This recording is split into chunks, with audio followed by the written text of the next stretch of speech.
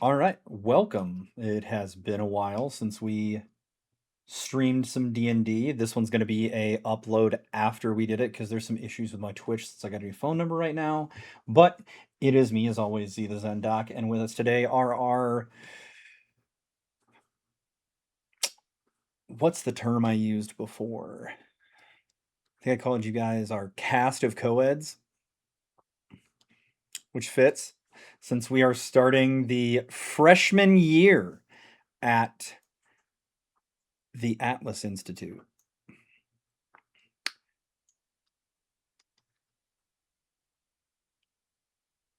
We are going to start our story with the arrival of one Callum Yarwood and his, let's just say, uncle and cousin. I think that's easier than trying to dissect how many greats and like numbers are on the cousin and everything.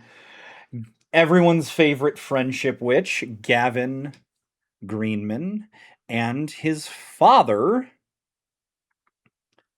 Gawain, the Green Knight. Would you like to go ahead and describe Cal for everybody? And I'll also pull up an image.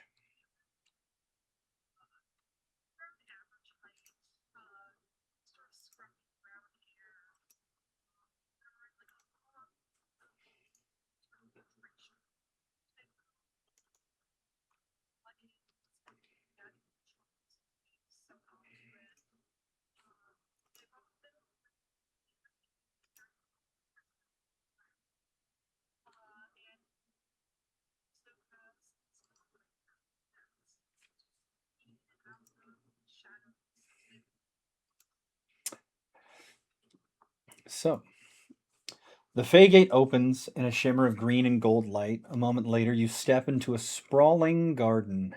Sorry, I forgot we have music for this.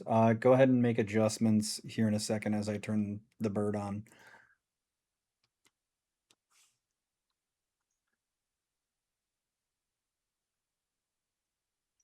So as I said, the Fey Gate opens in a shimmer of green and gold light. A moment later, you step into a sprawling garden at the heart of Atlas University.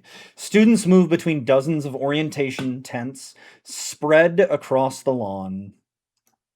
Faculty members greet arrivals, and everywhere first years clutch maps, schedules, and their luggage. Gavin points towards a tent near the center and says, "Ah, 27F! There it is!" And the three of you begin walking over.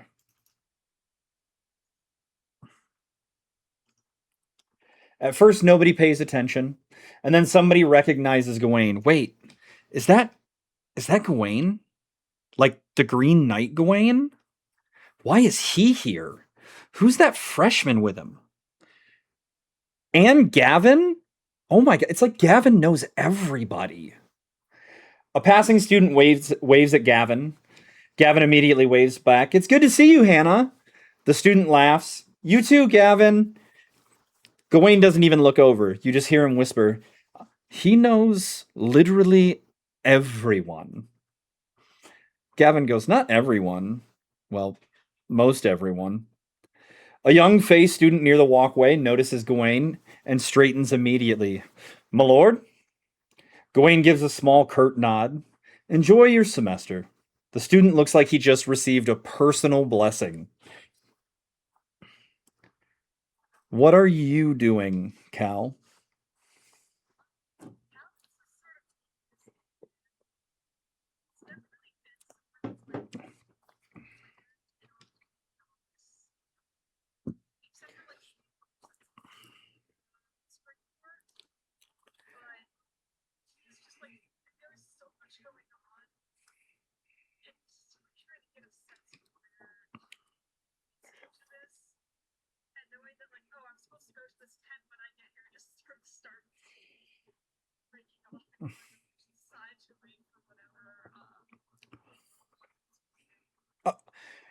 So Gavin pulls out his clipboard and goes, "Oh, hey, by the way, you've got to sign this. Like, actually, like, sign in."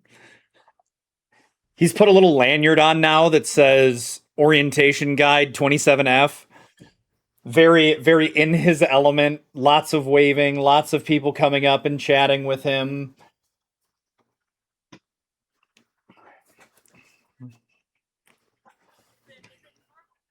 Yeah, it's a normal clipboard with like a sign-in roster for your guys' cohort. Go ahead and give me a perception check, by the way.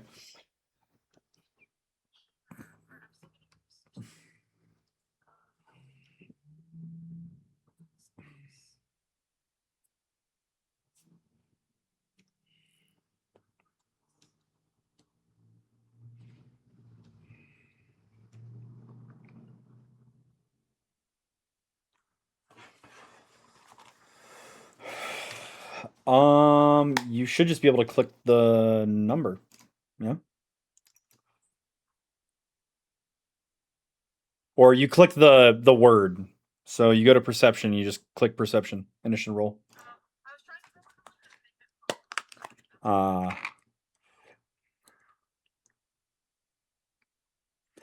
you notice that you are garnering a lot of attention. And with the way that Cal grew up and the fact that Cal has spent the last indeterminate amount of time because things are weird when you're jumping between dimensions and Fey realms, um, you spent quite a lot of time not trying to be noticed, and it is physically impossible for you to not be noticed and looked at as something unique or special in this situation because of who you have arrived with.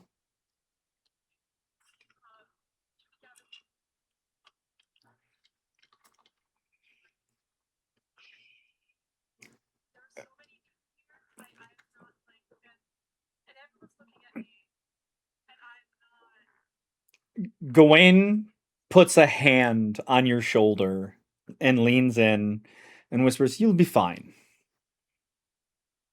Try not to embarrass me. Give me, if you would like, you can insight check your uncle."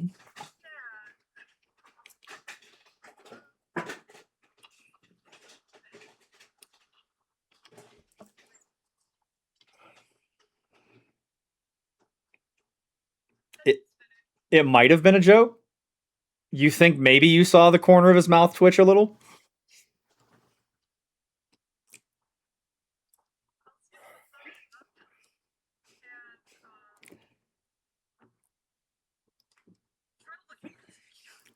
He steps away and starts chatting with some campus security and weirdly enough, what appears to maybe be either a like a grad student, maybe they're a faculty member. They're they seem oddly familiar, but you're not too sure. Gavin quickly hands you some other stuff and puts you to work helping make sure that the tent is set up for the rest of the members of your cohort to arrive. And with that, our scene is going to shift. After a long flight from Samoa to Honolulu, Anunnaki and his grandfather, Tavita, arrive at the port and are met by a man in a suit who says, "Ah, yes, you must be the Merdanzas. Come with me. Our ship's right over here." They board the ship and set sail to places unknown to at least one of these people. A while ago, it would have thought that it was unknown to both, but some questions have been surfacing from young Anunnaki about his grandfather's past that have been pushed off for now. As you guys are sailing, your grandfather is kind of taking up a position on the deck of the boat, kind of leaning on the side rail, looking out at the ocean.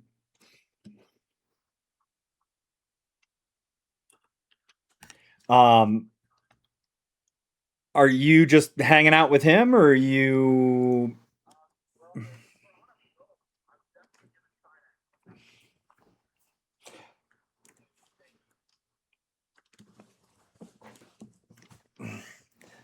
Go ahead and give me a perception check.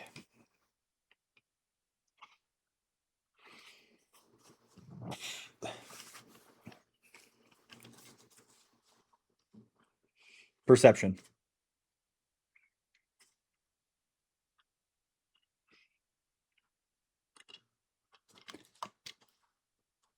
You're not 100% sure how. You're chalking it up to this magic stuff you keep hearing about, but the boat seems to be sailing itself.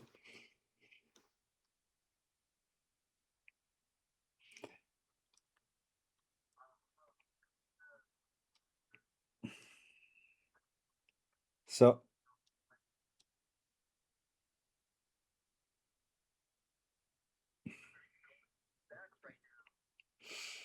so he's just gazing out at the ocean, very distracted, and he goes, "You know, people think our ancestors learned to navigate because they were brave." And he kind of shakes his head. That's only half true. He gestures out at the endless Pacific Ocean. You don't sail into this because you're brave. You sail into it because staying home becomes more frightening. He puts a hand on your shoulder and he goes, always remember that.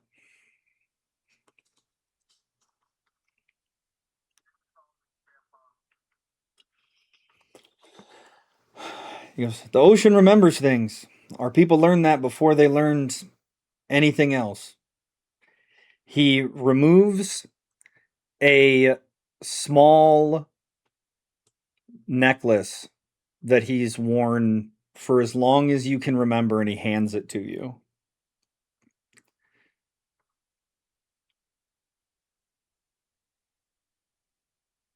It belongs to you now.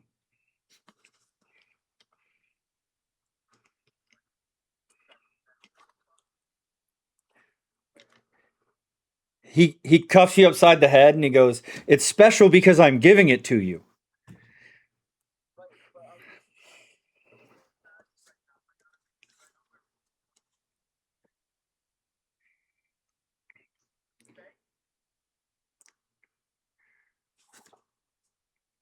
I want you to He gives you a hug and he goes, "I want you to have it so you can remember me. And because I'm old and you're going somewhere where I can't follow."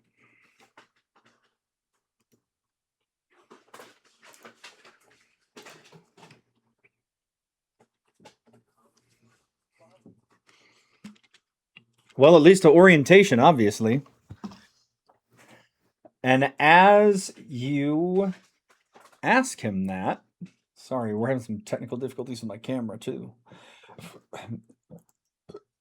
A fog on the sea parts,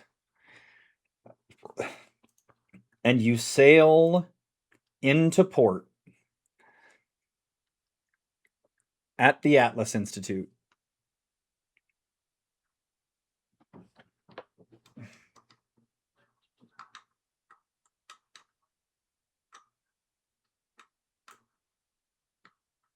Uh, well, well, the boat is sailing itself.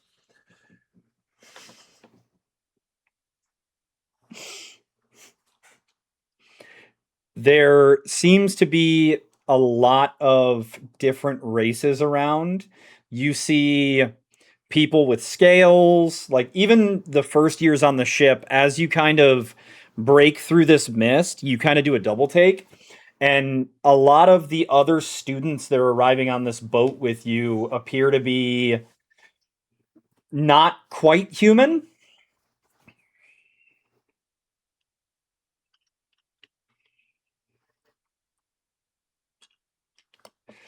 Mostly, yeah.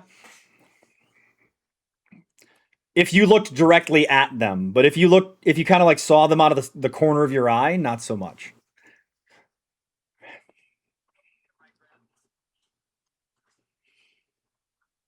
No, he looks like he's just another day at the fish market.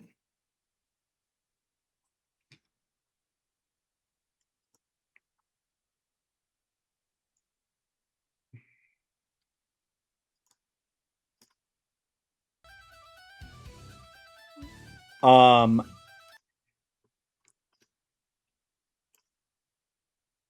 you guys make your way from the port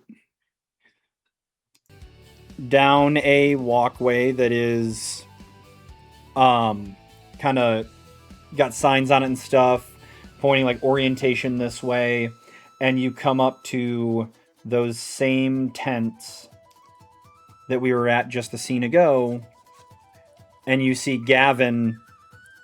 Well, you don't know him yet. You see the cohort 27F reception tent and a couple of reddish haired guys hanging out at the tent.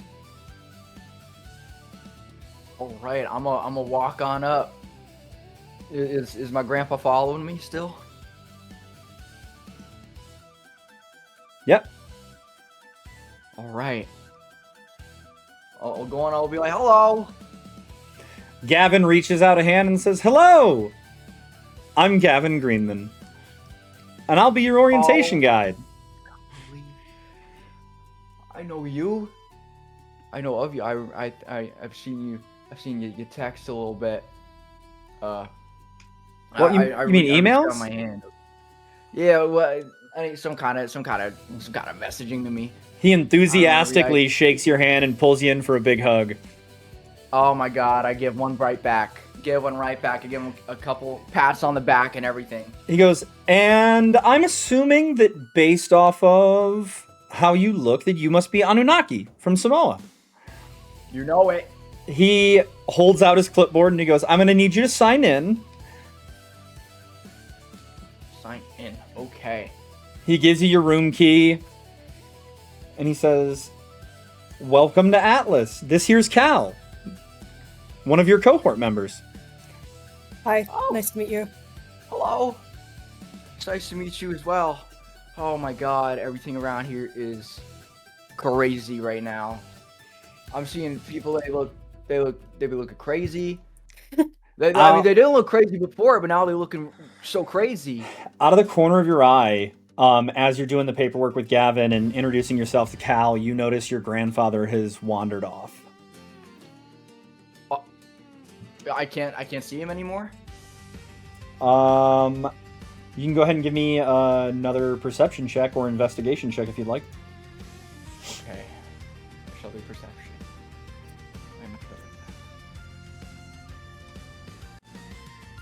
Boom, 14. Through the crowd, you see him talking to a middle-aged woman who looks slightly familiar for some reason. Like, not like you've seen her, but for some reason she looks like somebody else you've seen. Maybe a movie star or something like that. You just can't place it, but she looks slightly familiar. Okay. The weird thing isn't... Say again? Sorry. Does my grandpa seem familiar with her? Like they know each other? Yeah. Okay. The weird thing is he's speaking very quietly to her. The weird thing's not the conversation, though. It's his expression. You've never seen him look quite the way that he looks right now. And as you're watching, like, a crowd of students kind of like moves through your field of view, and you lose sight of them for a minute, and once you can see him again, she's gone, and he's walking back over. Who's that? You know that lady? He pauses for a second, and you see a very, very slight smile kind of go across his face, and he goes, "It's nobody you need to worry about. Have they assigned your room yet?" I got handed a clipboard. I did a bunch of stuff on there.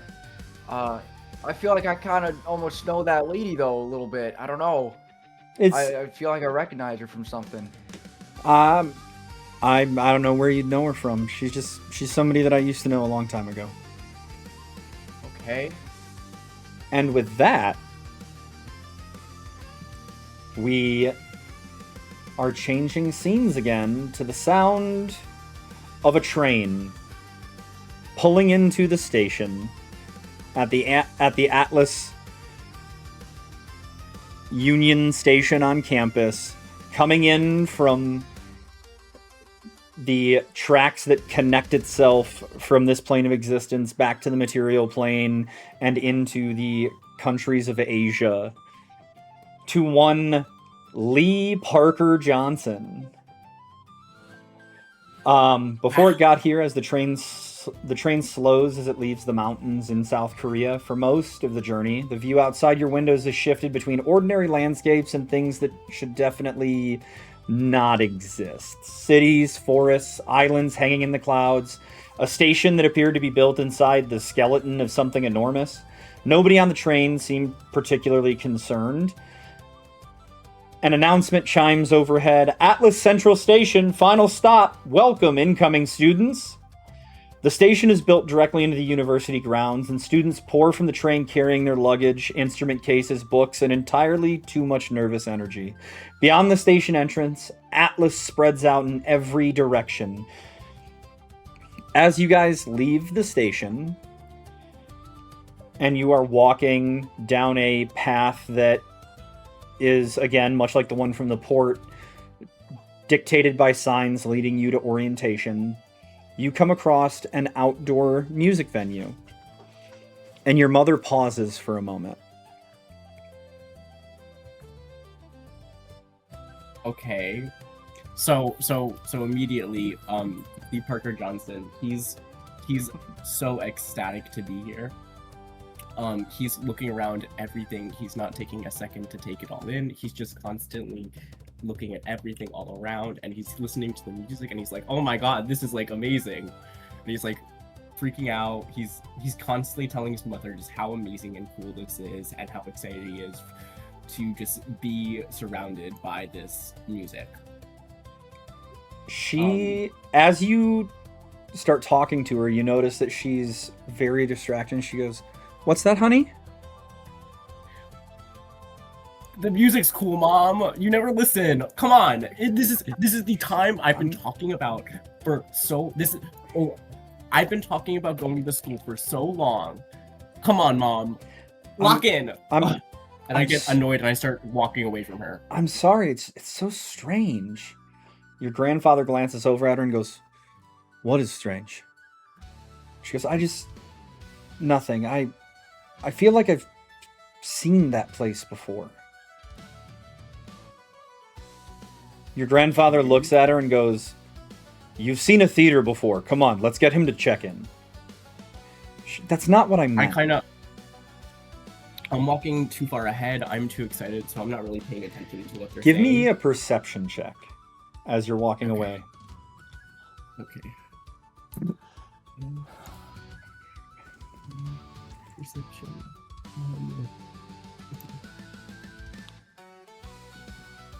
Do I just press normal? Just hit normal. Yeah. It's not with advantage. Okay.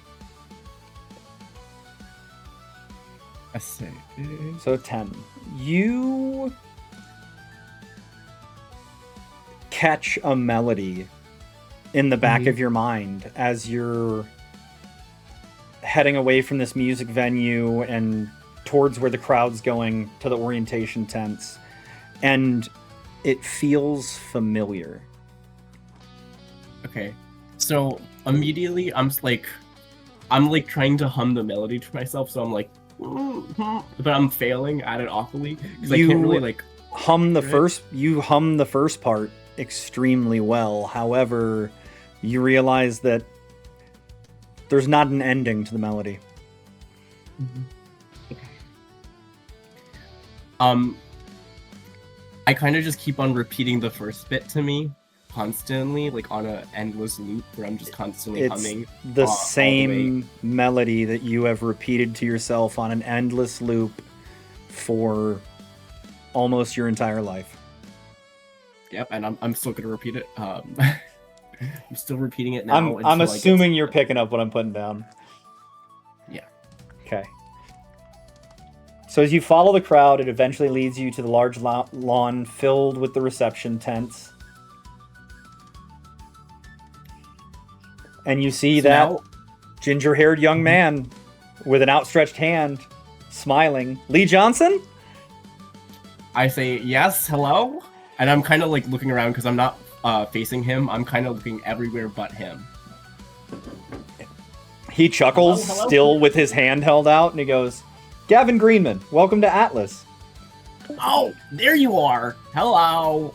Hi. I shake his hand so viciously and like excitedly. I'm going up and down, up and down, up and down, and I'm He- like, hi. I'm he- Lee Parker Johnson. How are you? He leans in and he goes, I love your music, by the way. I say thank you so much. It's glad to see a fan here. He checks his clipboard and he goes, train arrived on schedule, luggage arrived, you arrived, we're 3 for 3.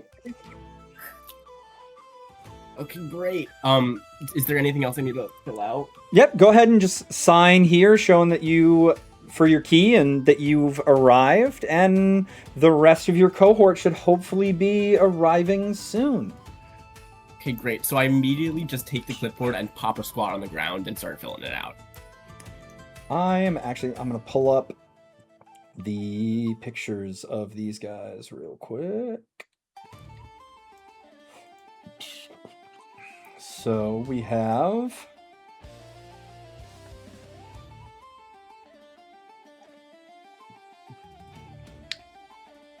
Anunnaki Merdenza. And for some reason, I'm not seeing where...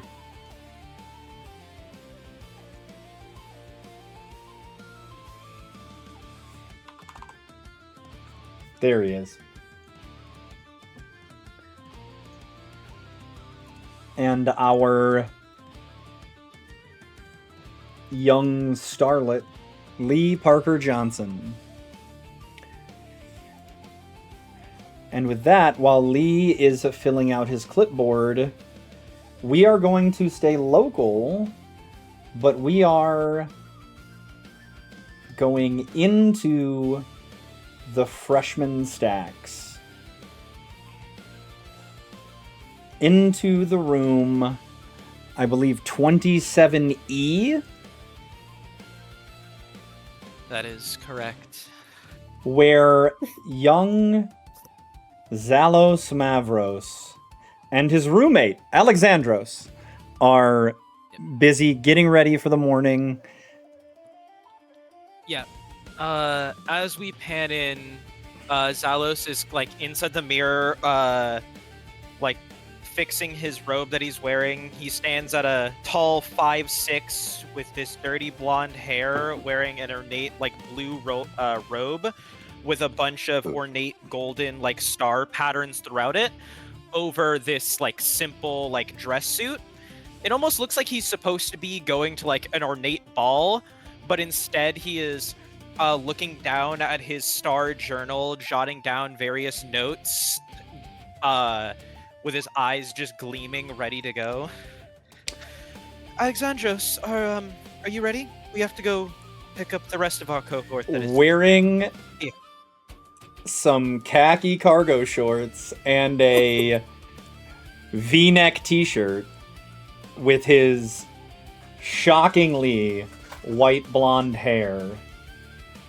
Alexandros reaches into your guys' fridge and pulls out a couple of energy drinks, hands one to you, cracks his open and goes, "Breakfast of Champions." Pulls out a couple of Cliff Bars, hands one of those to you. Zealous kind of like looks over at his coffee that he brewed already, kind of looks over at the energy drink, and just takes it. Okay, sure. I've never tried one of these. But Oh yeah, Sure. you definitely wouldn't have. These are actually illegal in Europe. what? Huh? Huh? What? I look down. What? They hand me like a white monster. What do I? Oh no, it's a special energy drink that they make in Asia. Just gonna like turn over to the label, look at it for a little bit, cover it up, and just like crack it open and just. This wasn't one of the possibilities that would kill me. Drinks it. He goes, "If you're wondering what the writing says, it's called tiger's blood." Wait, what? That's like the flavor, right? Not like one of the ingredients. No, that's like the name of the brand. Oh, You know, like Charlie Sheen, bro. They boil my tiger blood like microwaves on meth. what? Anyways, let's fucking get after it, man. Hell yeah. Yes. So from what I remember, the first room that we're supposed to go and get someone is 27C. We have to go get Sivith and Guinevere. Hell yeah, let's do it, dude. As you go down the hallway, students move through carrying schedules, maps, coffee, and varying degrees of confidence. Today is the first official day of orientation. And for you guys in 27F, it's the first day that all of you will finally meet after weeks of awkward emails and group chats. Yeah, Zelos, as he's walking, kind of looks down at his what is the exact name? My little like star compass that I was given, just kind of like looking through all of the constellations. It's going to be exciting. And I will knock on the room of 27C and just kind of patiently just like stand outside trying to be proper.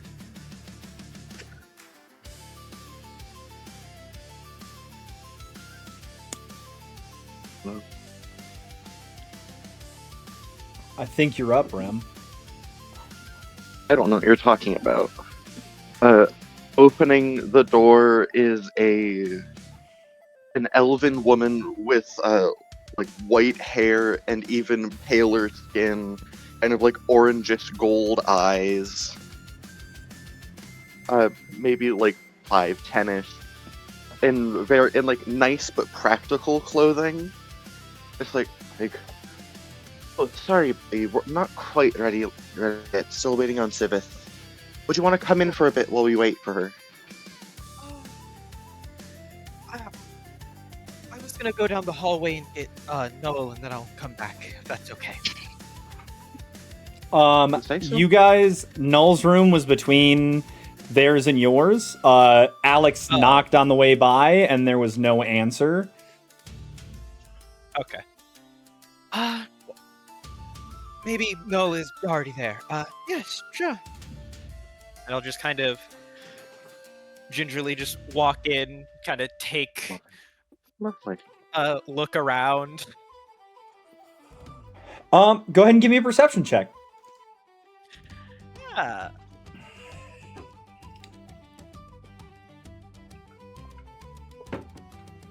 Perception. My incredible +1.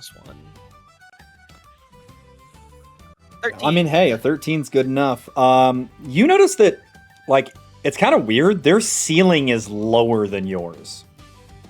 Like, your guys' room and any of the other rooms you've seen had, like, vaulted ceilings. Their ceiling is, like, capped out at, like, 8 feet.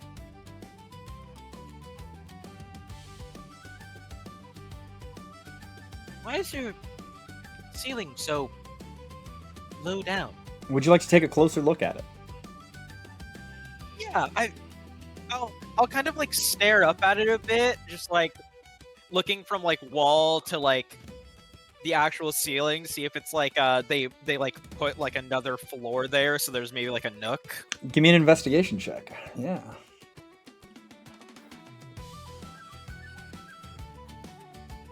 Investigation. I'm better at this. By 1. Never mind. Alright.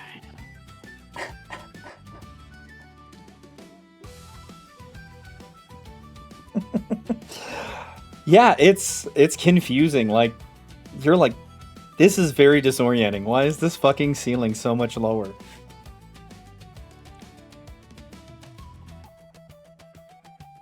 Something wrong, Zealous, or just and then they're looking at the ceiling. Yeah, no, it's just that from all the other rooms I've seen, the ceilings are altered, but yours isn't. I wouldn't worry about that. Some alterations were made. Better accommodate some people here. Is it okay if I just sit right over there? Upon saying Of that, course. all of a sudden, like, the gears in Alex's head start turning, and he goes, "It's Webb!" What? Oh, wait. You hear a voice behind you as Siveth looks over the back of your shoulder and says, "Please don't touch that. It took me a very long time to make." Zalos just like almost like freezes and almost hesitates and casts moment to think, just kind of like freezing time around him. he like stands up straight like a cat. That's the way to avoid somebody. It's like when a cat gets frightened, they just like stop and they just like freeze, but he just like pauses time for a little bit, just kind of like So, looks behind. while you're in your moment to think, Alex looks at you and he goes, "Did you not notice her behind you?"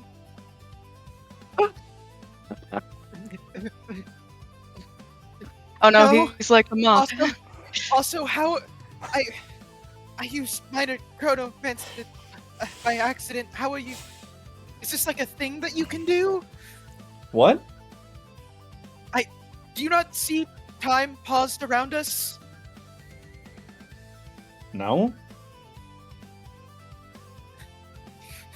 Your moment I to just think kinda, like, ends. As you look behind are you feeling okay? you see a quite tall Siveth standing Yeah, behind, Zal- looking down at you with open, unblinking crimson eyes. I will post a picture of her in I did show one. bipedal form. Oh, you okay. This is her bipedal form that she is in. She I has long, Really very beautiful. white, silken hair that goes all the way down almost to the floor, but attaches to her as if it's like disappearing mid-air. Where did you post Yeah. it, Onion, so that way I can... I posted it in the Discord. In Zendoc channel. In your channel. Okay. Yeah. But like Zalos is essentially like staring directly at Guinevere, and then like went up, and then like the next second is rotated 90 degrees towards Alex. She looks down at you with these blank crimson eyes that you, as another humanoid, can tell do not share the same depths of want, of soul, of emotion that you're used to seeing by looking in another human's eyes. They're staring at you, almost dead. She smiles. You are quite different in person than over email. Hello, Zalos Marvos. It is Mavros. You seem to spell your name incorrectly at least 4 times, which I will need you to review as it has greatly mixed up my index. It's Mavros. I'm sorry. I just get nervous sometimes when talking to new people. Ah, yes. Getting nervous when talking to new people and or women. That is a humanoid trait that I've read a lot about in your culture. You see that as she speaks with you, these sort of what look like long, like gloved hands. In the picture, it actually goes up more to her elbow. She has very sharp, inhumanely long fingers that she seems to be knitting with. Small threads in her hand. Oh, David, are you ready to go to orientation and meet the rest of our cohort? I'm ready, Zalos. You guys... Okay then. make I like your look way. over at Guinevere in panic as I walk out, and I am like trying to keep Guinevere in between me and Sibith. Sivith turns to Alexandros and takes a quick look at Guinevere before turning to him as if remembering something and saying, "What's up, my man? How's it hanging today?" And she continues knitting while staring at him. Alex, almost out of nowhere, pulls 2 more Tiger Bloods and offers them to Civi and Gwen. You will take it. Sure, why not? Alex I will leans take it. Alex leans into Gwen and goes, "I really want to see what the spider's like on this much caffeine." It can only Does go Sivith poorly. hear that he says it's caffeine? I'll roll the perception. Sure. I feel like this is an interaction that he's had like a previous day with God me. damn it. Just like, You didn't hear how much shit. caffeine can I? How much caffeine can I give this little guy? She will hold the bottle out and say, "What is this symbol of friendship and or early bonding that you've handed to me, Alexandros?" It is a drink that is to help you focus, have energy, and clarity. Ah, thank you. She'll drink the entire thing.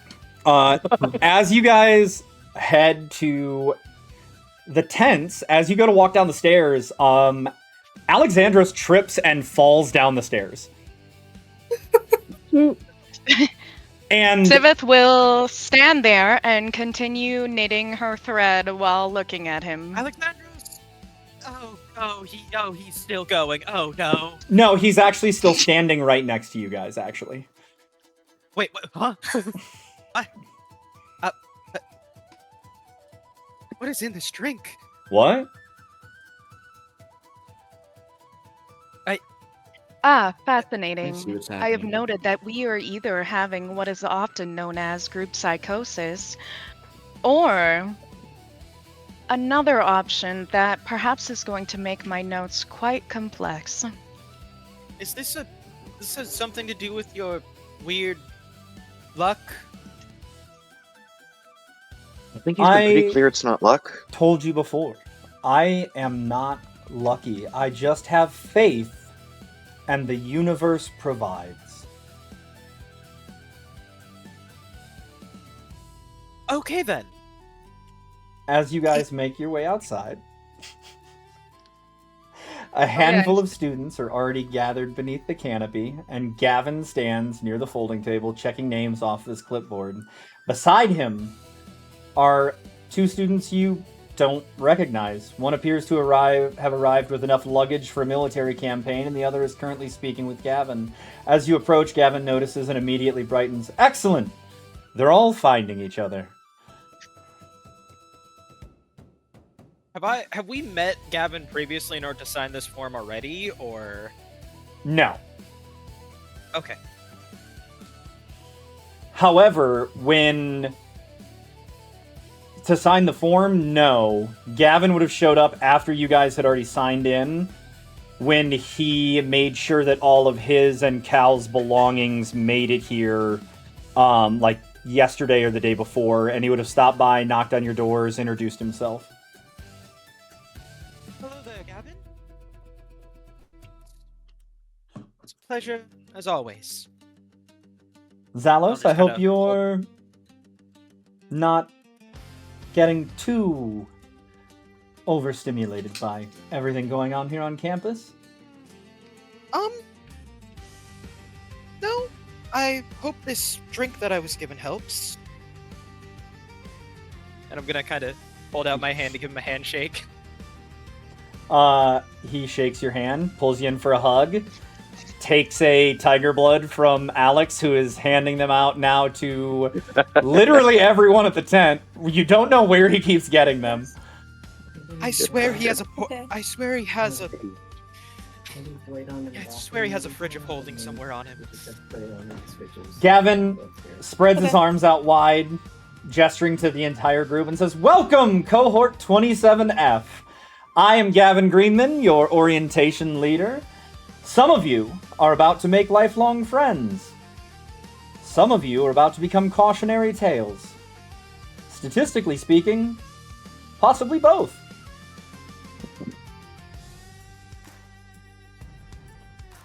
This is reassuring. Always the chance for both. Once everyone has arrived and introductions are mostly concluded, Gavin claps his hands, says, "Wonderful. Nobody appears to be missing that we're not already accounted for. At least not today. Let's begin." He motions back towards the stacks and takes everyone with him, to include any family members that are around, in order to show Cal, Naki, and Lee to their rooms. Because these are the orientation stacks. They're temporary housing for incoming students. Thousands of first years pass through here every year. You'll be living here at least for orientation week, if not for the entire first year of your time here at Atlas. Okay. Okay, great. The Is- outside of the dorms.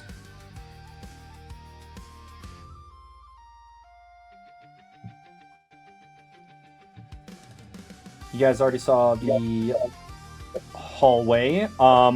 As he makes it to Naki and Lee's room and helps them get it opened up, we will get to see the inside of one of the dorm rooms.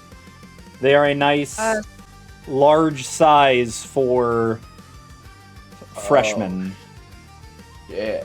to include a small Oh. kitchenette. I did not So that's- expect all of this.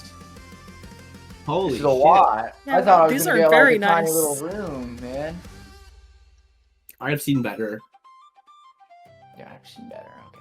Sivith will I be was- following along with the group. However, as time goes on, she is going to lose part of the fluidity of her motion, which is the unnatural motion that spiders move in, which looks almost anti-gravity.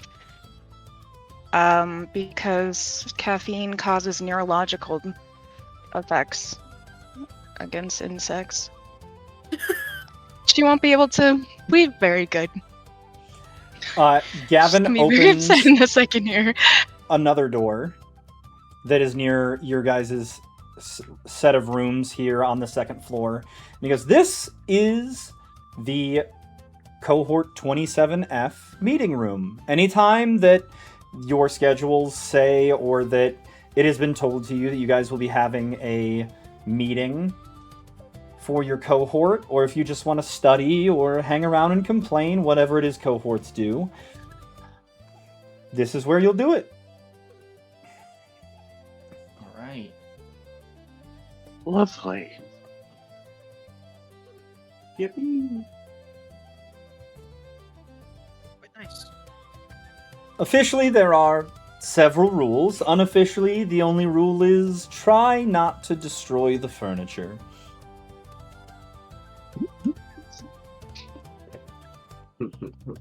And now that all of you have I'll do my dropped best to your keep that in mind. luggage, we can proceed with a little guided tour of campus. Are our families still with us? Yes. Okay. Is there something you'd like to do? I'll kind of lean over to my grandpa and be like, "I did not expect this place to be so like bougie, man.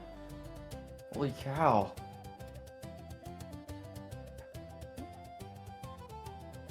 It's a very nice place. That's to say the least, I guess. That room back there was ginormous. It's not Yeah. like a regular dorm room. No, this university takes care of its students, I guess so. but it also expects a lot. That's a little bit what I'm worried about, but I got it. I got it. I'm so good. You know what? I'm gonna blow it out the park, probably. So as Gavin takes you guys outside, you are taken across the quad and And Gavin goes, "This is the social center of campus. The building is buzzing with activities. Students are filling lounges, cafes, and meeting spaces." He points around. "Food, clubs, organizations, questionable decisions. Most friendships begin here. Many disasters also begin here."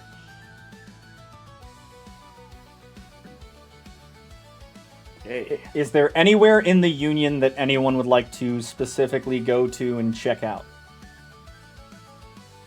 Union. Oh, I will drop in the Yeah, Group chat. Option. Yeah. the map of the Student Union. Oh. This is like where the clubs and stuff are, right?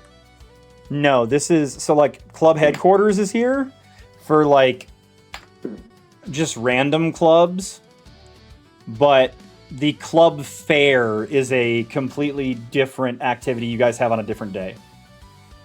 Okay. Damn, this thing's big. Yes, it is. It has at There's least a lot one. of shit in here. It has at least one sub level.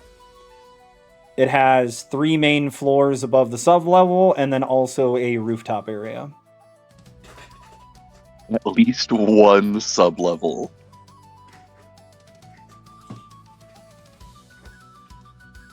Just not known exactly how many. My god. And Gavin refuses to answer if there's more than one when questioned.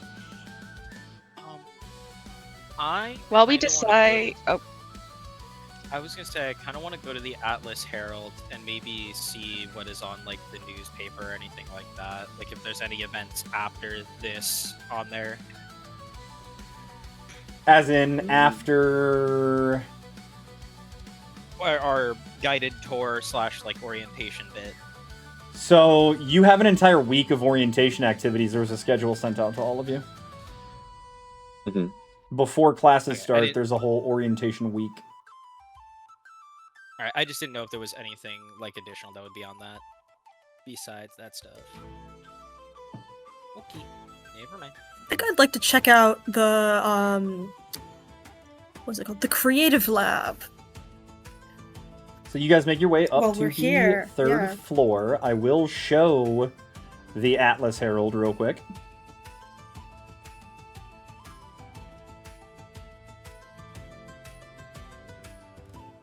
So that way Zalos can get his stimmies out about the amount of news being done. I'm sorry, I just wanted to keep up with things. And then across the way to the... that's not the creative lab. Let me fix that. I grabbed the wrong photo there.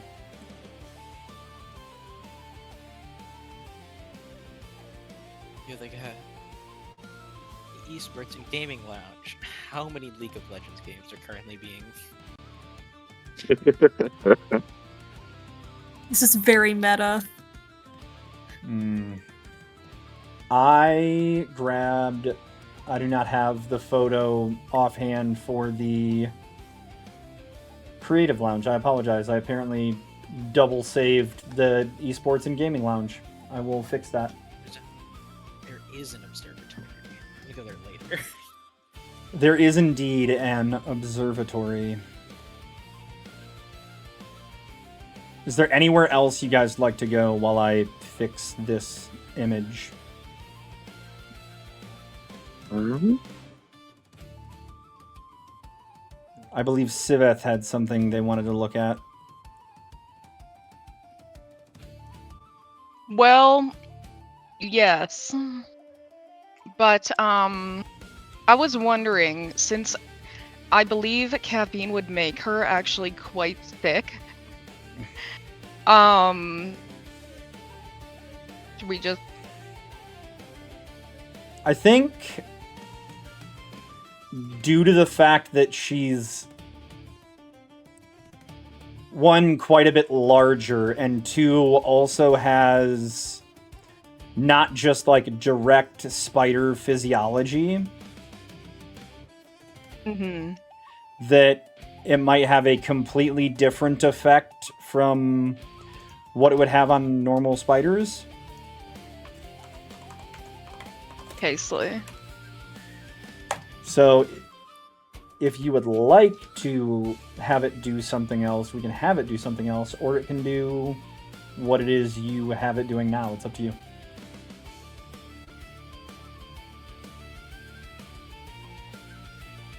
Maybe it makes her, like, she doesn't have a tolerance for it. And so she's like, What if she just tries to throw up right now while they're looking at the map?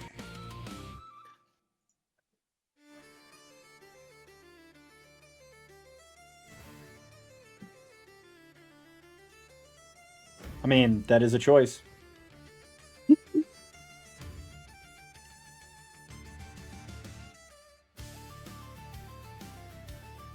Is that occurring? Why is it not? Yes. Are you What okay? is the roll to throw up? I don't know if she's thrown up before. Roll to barf. This is How her far first do you time. get? He. It's her first roll of the Roll a campaign. con save? The first roll was stealth. Yeah, where she rolled like a 19. Oh, I forgot about that. 27. Rolled a Then 27. jump scared. You Dirty 20 to throw up the drink. you are able to make yourself throw up. Great. Oh, that's Girl, are you good? She's gonna throw up. It'd probably be all bile or some sort of blackish sludge, as she wouldn't have to eat often since she doesn't molt very often either. oh. You want some water or something? Are you okay? She'll lean her hand against the wall and continue throwing up until Oh, all of the caffeine is out of her stomach. Oh, I think as this is happening, Zalos is going to use his magic to produce essentially like a magical like broom and like cleaning equipment as I cast precipitation in order to like clean up the on the floor. Besties. Oh, I guess I'll God, try to like hold her spider. hairs. Like, Oh, oh, it's- girl, like that's not. Ugh. It's okay. I'll clean it up.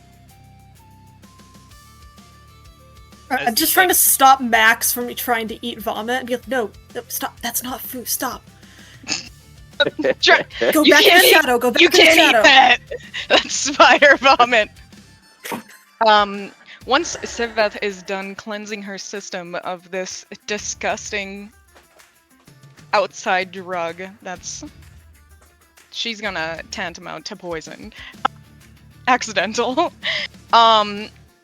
She's going to look to basically her best friend because she has none. The bar is very low. Guinevere. She's gonna show her the spider web she's been working on that I'm sure it's an infinitesimal difference between the quality of her previous ones and the quality of the ones she's working on now, and she's gonna hold it up to her with the biggest, saddest, dead crimson eyes, if they could feel sad. You think she's trying to look sad. She doesn't have to do it often. And show you her webs.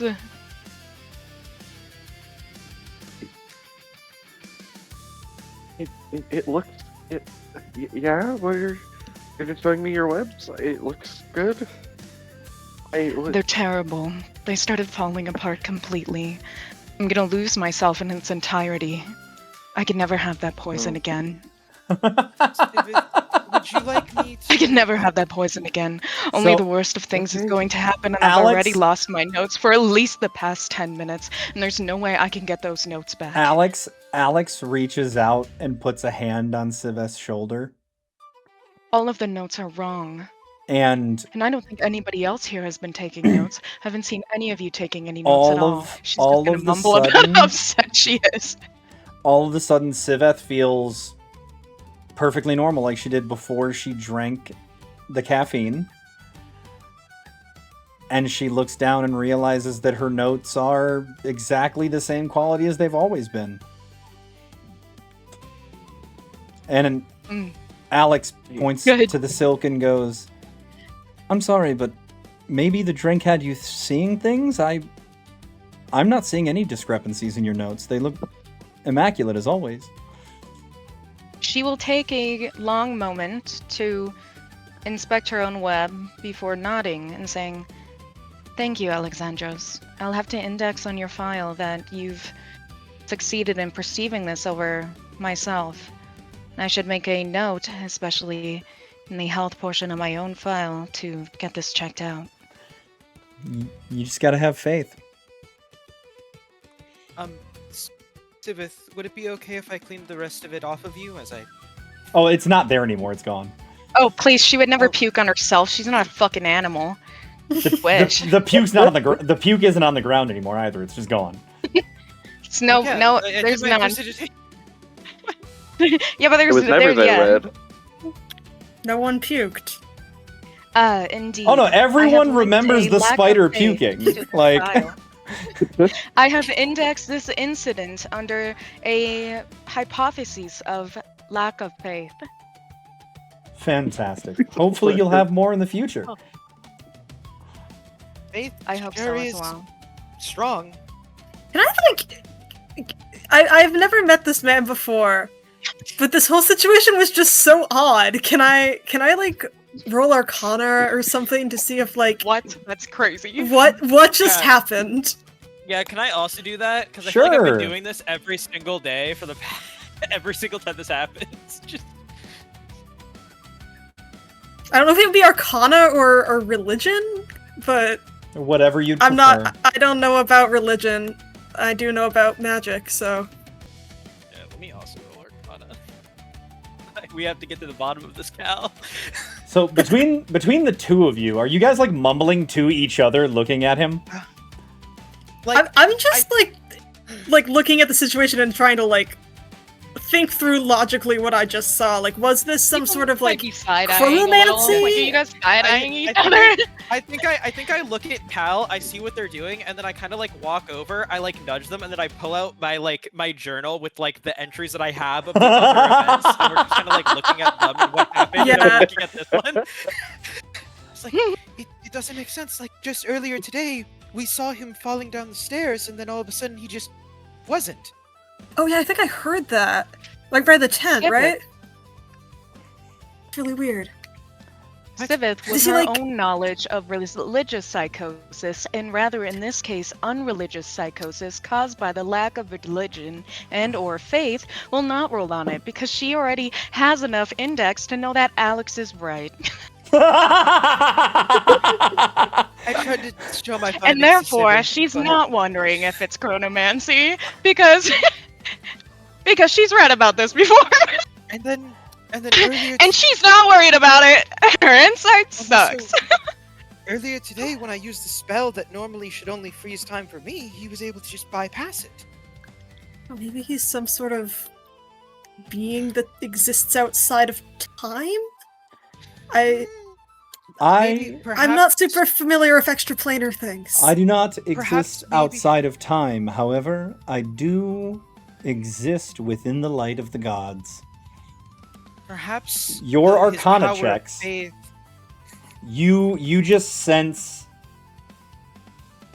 the presence of overwhelmingly positive vibes and divine inspiration. Perhaps his vibes are so powerful that they just ignore the concept of time. The vibes are Think so that- that's immaculate, they all bypass I've got. reality. Sivith says to Zalos in Now, response Alex, to is that. there a specific One- deity you follow, or just general faith? That's a very personal question, Miss Key. Oh, apologies, I didn't mean to Miss pry. Key? in a realm where the gods are real, it can be dangerous for people to know who exactly it is lends you strength in your weakest moments. Suppose that's fair. Miss Key. Oh, I'm already so Updating notes. confused, man. You see Siveth updating a note. It's okay, Anunnaki. This in particular is confusing to us that have existed inside of this magical world for our entire life. But I mean, Yeah. like, even all of it, like, even the little things, man. I don't even Oh, know like- what's going on anymore. Like the magic? Yeah, I mean, this stuff is crazy, man. I've never seen this before. Now it's just happening all around me, all over the place. Well, I hope Siveth. I think you'll do well. And then I'm gonna make like a spectral gold star and kind of place it on you as I cast guidance. Aw. Man. What skill? Siveth will. What skill? It's guidance. Yeah, So- guidance does one skill. Any checks with that? No? That is literally the read of guidance. I just read it off for It Lee. does. It does specify now. What? I'm gonna give him it inside of, let's go with wisdom, Okay. just so that way he Step- can be a bit more insightful and maybe see more All right, and appreciate it. Lee. Is there anything that you're doing or wondering or wanting to do? So yeah, I'm really infatuated with this spider lady. I'm just completely You actually. Oh, staring you at only her. know she's a spider if you read the group chat. Did you? Yeah, he did. Did you canonically ignore us, Lee? That's Yes, yes, he did. okay. Just one. He was busy. He was on tour. That's crazy. Yeah, That's crazy. yeah. Okay. Lee's just so infatuated. He's just completely staring at the spider, and he was like, "Damn, I really wanted to like eat her puke. Like, I don't know what's wrong with me. I just needed to I needed her. Oh my god." He's like kind of scared because of how What? badly he was so infatuated with her. Mhm. But he's trying to keep it hidden. He's not like saying anything Arr? about it. But like that's what he's thinking. He's being so normal. Huh? Sorry, I was taking a drink. What did you say? We probably said the same thing. When Um. Sivith vomited, Lee licked his lips. Shut Yes, up! Lee did. Yes, Lee did. He did lick his lips, not in a sexual way, just in a infatuation. That makes it worse, almost. Lee, are you hungry by any chance? Is there No, I'm okay. anywhere else? Actually, you know what? When somebody says hungry, Gavin opens his satchel and goes, "Hungry? I've got emergency cheese." And he pulls out like a Siveth whole. puts out her hand. He pulls Yeah. a Out her whole. hand. He pulls a whole charcuterie board out. Oh, awesome. I love when he does this. I love cheese. He goes, This and is also actually, magic. He gave me Gavin. a complimentary cheese, like tiny cheese wheel when I first met him. It was amazing. and actually, Gavin, as Gavin for pulls out your- another little bag and he goes, and he just like hands the charcuterie board to either Zalos or Cal, whoever's closest, so that way he can use both of his Hold hands. the charcuterie. He goes, No, he goes, and Hold on, also, hold it. in order to commemorate your guys' first year here and being members of cohort 27F, I made these for you. And he pulls out cohort 27F friendship bracelets for all of you. Oh, Yeah. I would clap, but I'm currently holding this charcuterie board. I it's can take that very off big. your hands Both if you Cal like. and Zalos I need to could hold eat it. some of that charcuterie board. Wait, hold up. No, me and Cal hold it both with one hand, and then we Yeah, both one clap hand. with each other's hands. Yeah, we're like high-fiving in the middle over the Siveth, cheese. with her You guys unnaturally Eiffel Towered our long charcuterie legs, board? That's crazy. Oh my god. Okay. Siveth is going to take a step towards Gavin, with her unnaturally long legs. She's going to look directly at him with a hand on a piece of cheese and say, "Gavin, as per your email, I am both confused and confused about being confused. And I simply need someone to explain where the dining hall is. Oh, Also, As per my reading on friendship bracelets, we are supposed to wear friendship bracelet on one of our appendages. However, I have 8 or 10 if you count my pedipalps, which I'm showing you right now. I will need 9 more friendship bracelets, please. I'll work on that. For now, why don't you just pick your favorite appendage to put it on? What's... Oh I think god. that's She short circuits. What is her favorite appendage? Gavin is smirking because he almost knew this would happen. He goes, Sibith, She And seems to Siveth, go to are speak you- about 4 different times and doesn't. Siveth, are you looking for like some quick comfort food, kind of like a grab and go snack, or are you looking for more of a sit down and relax home cooked style meal? I have never ranked my appendages before. I will have to get back to you with this information, as I would not want to name the wrong favorite appendage, unless later on you can change your favorite appendage. Oh, you can In always which case, change your I can take it favorites. now. You can But if always you can change always your change your favorites. favorite, then how do you know it's your favorite? Because it's the one you like Oh, right no. now. She stares at him. He goes, would you like me to pick my favorite? Yes. He gingerly takes her left hand and puts the friendship bracelet on her wrist. He goes, now, could you, not to be a bother, but you did ask another question, and I answered your question with a question, so that way I could answer it more fully. Would you mind answering my question that was in response to your question? Indeed, I have had the other answer queued up. In response to your question about the dining hall, I would say that I am in need of none of those, as I feed about once a year at this time, since my molting is few and far between, and I don't have a lot of room in my stomach. So then- therefore, I only need to know where the dining hall is to complete my notes and better complete the map on Yes. where to go Well, should others be hungry.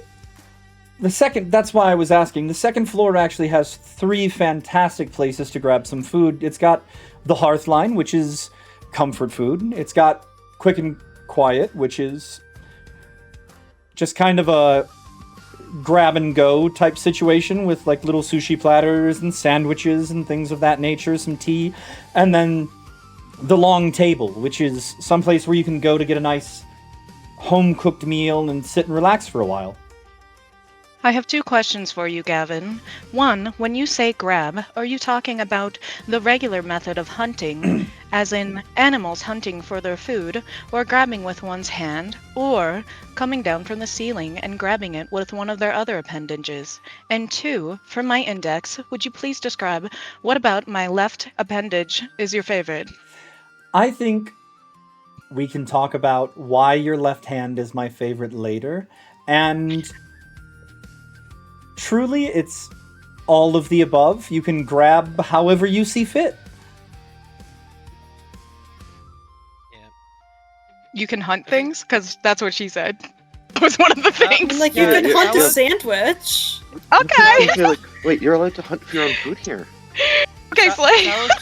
Malice is gonna kind of walk over with the charcuterie board and gonna kind of like show Sibin. No, what he's referring to is like this, and he's gonna like use his hand and grab a piece of cheese and pick it up with his hand. Just He puts a hand on Zalos' friendship. shoulder and goes, "Oh, buddy, I've actually seen a Spytar drop from the ceiling and grab a sandwich." oh, well, that's You're a interesting. fucking stupid idiot. Sorry. I've I'm keeping those personally comments out of Karen. I've I'm trying personally not never to. seen- I've personally never seen their hunting habits or how they eat. So Well, she did just describe it. However, is there anywhere else in the Union anyone would like to go? Perhaps he sneaks a side glance at Lee, one of the performance rooms. Yeah! Let me see that shit.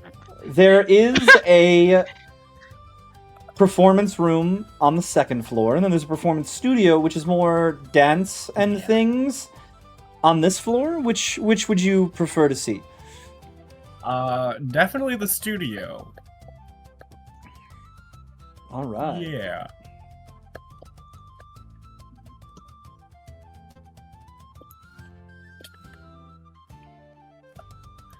as I will they're just say to speaking, clarify, there and is no actual, like, hunting for your own food here. I mean, there's places where you can do that. We'll head that way on our tour. Lovely. she adds 2 amendments to her notes, and as Zalos stands there with the charcuterie board out, he will watch as she systematically plucks out the specific pieces of cheeses and meats that she would like to have before putting them in one of her pockets. I would just like to point out the jazz dragonborn. I love the Jazz Oh, yeah, that- Dragonborn. That guy's awesome. Jazz. I also I like love the Ballet jazz Centaur. dragonborn. Gavin Yeah. Oh my God. Gavin gestures to the jazz dragonborn and goes, "That's Bubba." A horse tar. Amazing. Wow. I want to get to know I love the him. guy who looks like a galaxy. For I want those the that elusive man for tar those to that show up. don't get the reference as to why the jazz dragonborn's nickname is Bubba, it's because Bill Clinton's nickname was Bubba, and Yup. Bill Clinton playing the saxophone on a bearskin rug. Mhm. Should have been a bear. Playing the saxophone on a Bill Clinton rug. Well, is there anywhere else we'd like to see before we move on? They turned I Bill want to see some more of this cheese. Turn Bill Clinton into a rug. to a rug. Upon you saying you'd like more cheese, Gavin leans in to Yunaki and goes, "What kind of cheese would you like?" Dude, I didn't know I was gonna be getting various options of sorts. Anything he on is the a hero Did you- board he Did had. you not read the email where I mentioned being a Tyromancer? I didn't even know what that word means, man. I read That's I read the signs of the future in the way the cheese forms. bro. What does that even mean? Is this like magical cheese, dude? Am I gonna get magic powers from this cheese? No, it's just cheese. You all do get a point of inspiration, however. Oh yeah. Lovely. And I'm I just Well, a you baby. see, cheese is a nutritious dairy product made from milk. Gavin, Chiromancy, when mancy is added to the word, it often means that they are using it to divine parts about the future. Gavin pulls out a wedge of cheese from his bag and hands it to Naki, and then puts his hands up under his face in like a little V, and he goes, "It's my favorite, Gouda."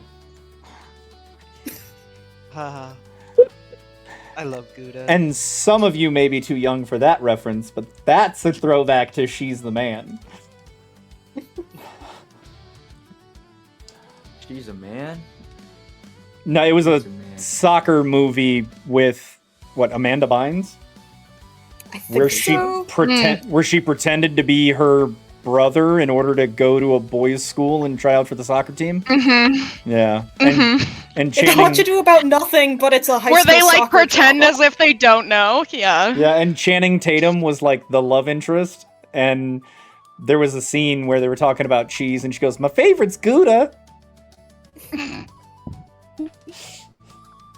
Anyway, I'm just gonna look really closely at the Gouda cheese, and I'm gonna try to see if I see any magic on it. But I don't even know what I'm looking for, so I'm just looking really hard at some cheese. there is no magic on the cheese. I Is don't there know that. I'm anywhere else You know, in but this? some people would consider fermentation and the creation of cheese to Is be it normal to magic. inspect Yeah. your cheese closely before eating it? Yeah, you should roll a perception check with your guidance. Is there See how high you can move anywhere cheese. else you guys would like to go inside the student union? I kind of want to check out the like rooftop situation because it looked interesting. Yeah, if no one else has something. I wanted to go up there. I just didn't want to take the time out of the thing because I just want to go to the observatory. I'll go look at stars. Somehow, even though you know it is daytime, as soon as you walk into the observatory Oh, wow. area, it is a clear-skied night with the expanse sprawling with stars. Space is brilliant. I went here on my very first day. Doesn't even have to worry about light pollution. It's crazy. Oh my god.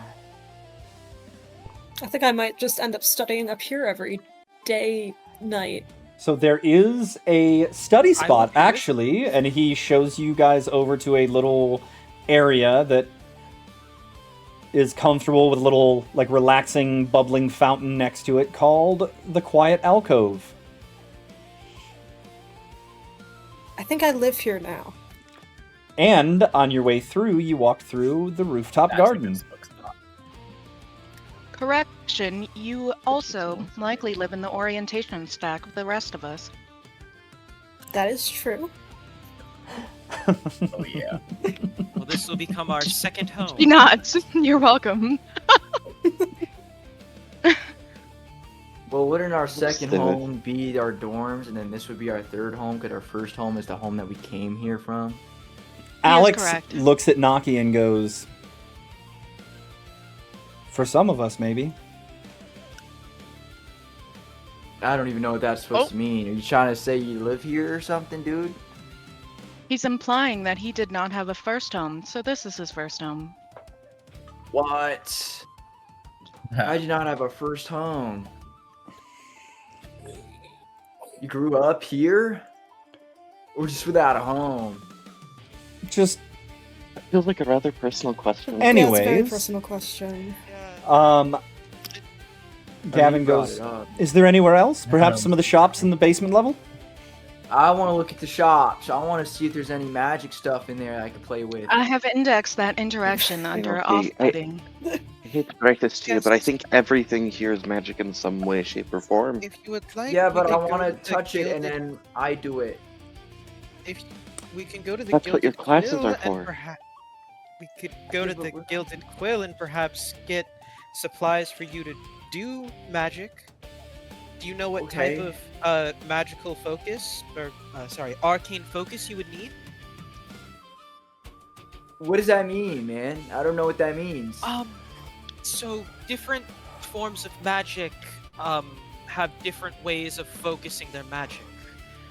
So as for me, I used the star compass. But if someone such as like a wizard has to use a spell book or some simple arcane focus like a crystal or a component pouch. All right. So what do I use? Well, Whatever would help type- you link your focus between the material and the immaterial. do you know what type of connection you have to magic? Like, is it nature based? You said you had a lot of nature focuses. Tama, what do I say? The parents were actually pulled away while you guys are doing your guided tour, and they are doing like a When the parents spider was puking. thing. Yeah, okay. Is there anything to do with like the ocean or a boat or something? You got like an oar? We could ask if they have a boat for you to Yeah, use you as your got it. arcane focus. Have you by any chance- Seven have- goes up to the front. Have you ever interacted and with plants or animals inside of a particular way where you have more of a connection to them? Yeah, Or when I'm just- in the ocean. Maybe a druidic focus, maybe. You just have like a Might be specific kind of something on you to help, or something. Seventh or is going just- to you're in the speak water. to the cashier, shopkeeper, Okay. whatever.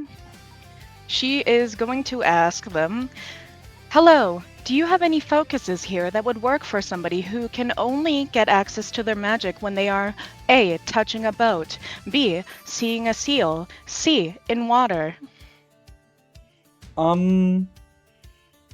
No. I don't think that's She a turns real around thing. and walks back to them. They don't have Yeah. anything here that would help you. I think I might know Might have that. an idea. Yeah. What do I We do? should I'm gonna kinda- index all other locations on the camp and I'm gonna campus. I'm not. If you just want to follow me, I'm gonna kind of walk over to like the druid section and just kind of like look Wait, through. she if there's- just looked. What do you mean? No, I'm just kidding. I'm gonna look at the druidic section and see if there's anything like in particular that's more water based. There is not. This is more just books and stuff like She already that. asked. We don't have any boats, man. Uh, Damn it. Cal So like what do I rummage around in his do? bag and pull out. He has just like many various glass bottles and vials and intricate little Gavin contraptions in there. Is gonna stop everyone and go and just tap on Naki's necklace and go, I think you already have what you're looking for, my friend. I'm gonna look down. I'm gonna look really hard at it. What am I looking at? It's a Gavin, small, like, fishing hook made out of, you can choose, it's either coral or sea stone or shell. It's the necklace your grandfather gave you on the boat. Right. Okay, I'm gonna take it off my head, and I'm gonna hold it in my hand, and I'm gonna point it out like a wand. I'm going, Hada! Does anything Nothing happen? happens. Guys, I don't know what to do. Civic want me looks to- at Gavin that's and what the says, classes are that for. is neither a boat, nor water, nor a seal. It's related All to of those you know, comments are correct, Sivith. Spells She normally nods. take some type of specific incantation or movement of the hands. As Perhaps I'm gonna. he'll figure this out as Incorrect. he takes classes. Or Incorrect. through Not trial all and error. spells require incantations Maybe nor af- movement of the hands. In fact, some Maybe- spells are purely mental. You are correct, Stephen. Oh. Maybe after the tour, I can lend a hand and we can test out some common spells. All right. Water, go! And I aim it at him. I don't think that's gonna. Did you do anything? Alex squirts Zalos with a water bottle. Haha! You see that? I did it. Yeah.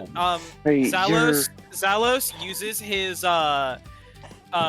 precipitation to clean it up, and then he is going to create a little like smiley face on his head with magic mark of precipitation. Indeed, Anunnaki. Perhaps you can cast what is known as compulsion magic, where you led to Alex shooting him with water. My God, Yes. my grandpa always called me compulsive. This might be my destiny. I think he called you impulsive. I don't think that's what that means. Something about pulsing. I don't know.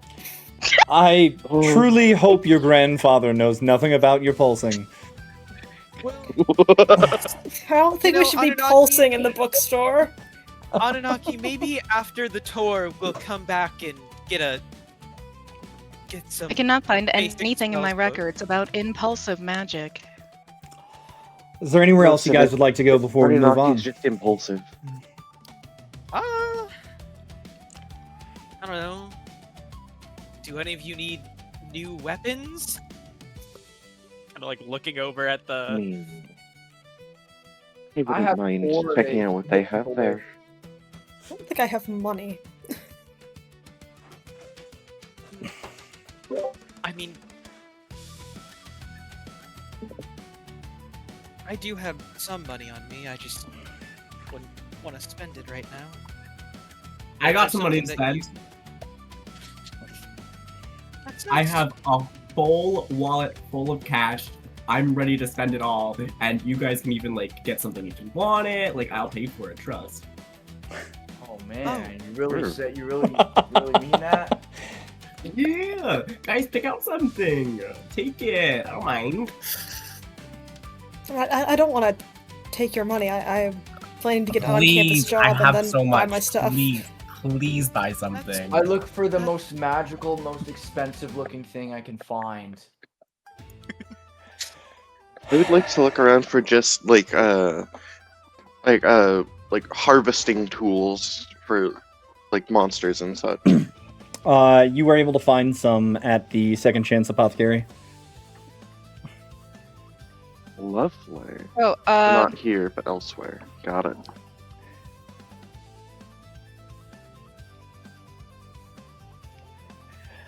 Is there Anunnaki, anything in here? you find an ore. An ore? Yep, an ore. Congratulations, you Oh. found an ore. Oh my god. I take it. How much is it? You're not Speak sure or they what like those Boho. numbers mean. Oh. Guys, what do the numbers mean?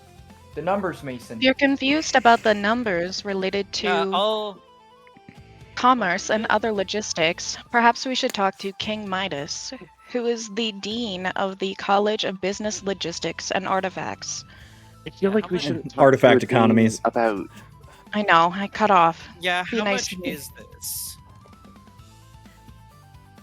Or Not much. It's a mundane ore that functions as a quarterstaff. It's part of boho This is- decor. this is it's pretty inexpensive. It's very magical. Don't worry though.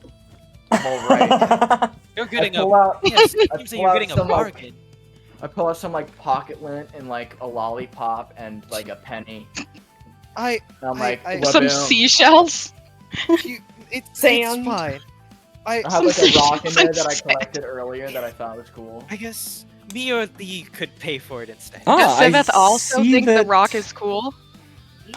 I can pay for it. That's up to Siveth. If you would Whichever like to, that's perfectly fine. whichever of the either generational wealth or fucking young and famous child star wealth people want to pay for it, you guys are more than welcome to. We won't worry about the numbers right this second. You want is to there- rock? Is there anything else You want to rock paper scissors for it? anyone else wants to get before we move on? Yeah, hold on. Could I get armor for my dog? No. Man. No. If you would like to one get is- something custom tailored, I could call a guy. That's not necessary. I was just wondering if they had like magic dog armor or something. Gavin looks at Cal and goes, I'm sure someone from the engineering and artifact creation classes would be more than happy to bang something out for your pup. Yeah. Would I be able to purchase for Anunnaki like a beginner's beginner spells for dummies? Just like I can confirm, to speak about armor for your dog, we should talk to Nikola Tesla and or Agni.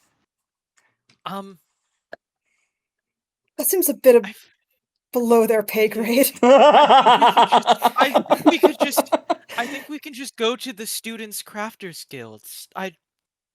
Yeah, like, so if you don't need From to my go notes, are you right to the implying pub that for do- everyone. protecting your dog is not of value to you? As you Oh, guys no, it's a value to me. I just don't. I feel like the dean has more important things to do than make armor for my dog. Might as be you wanted guys to are be- talking, I agree. you want realize it to that be you've moved quickly- outside and continued the orientation. Gavin has somehow herded the cats. A massive Yes. You want to structure stop by the towers. apothecary to get to the You got them. thing. Victims of Okay, cool. friendship Yep. witch magic. A massive structure towers over the nearby paths, and the atmosphere changes immediately upon walking up its steps. Students lower their voices as they enter, even the enigmatic first years. Gavin Hi, speaks quietly.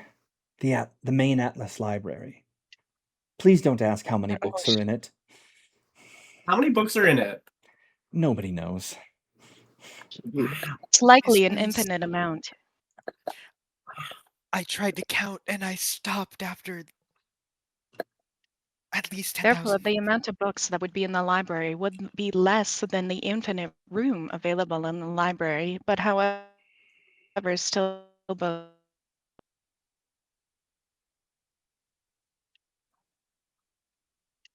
Sivith is very excited, and she yearns for her 8 eyes.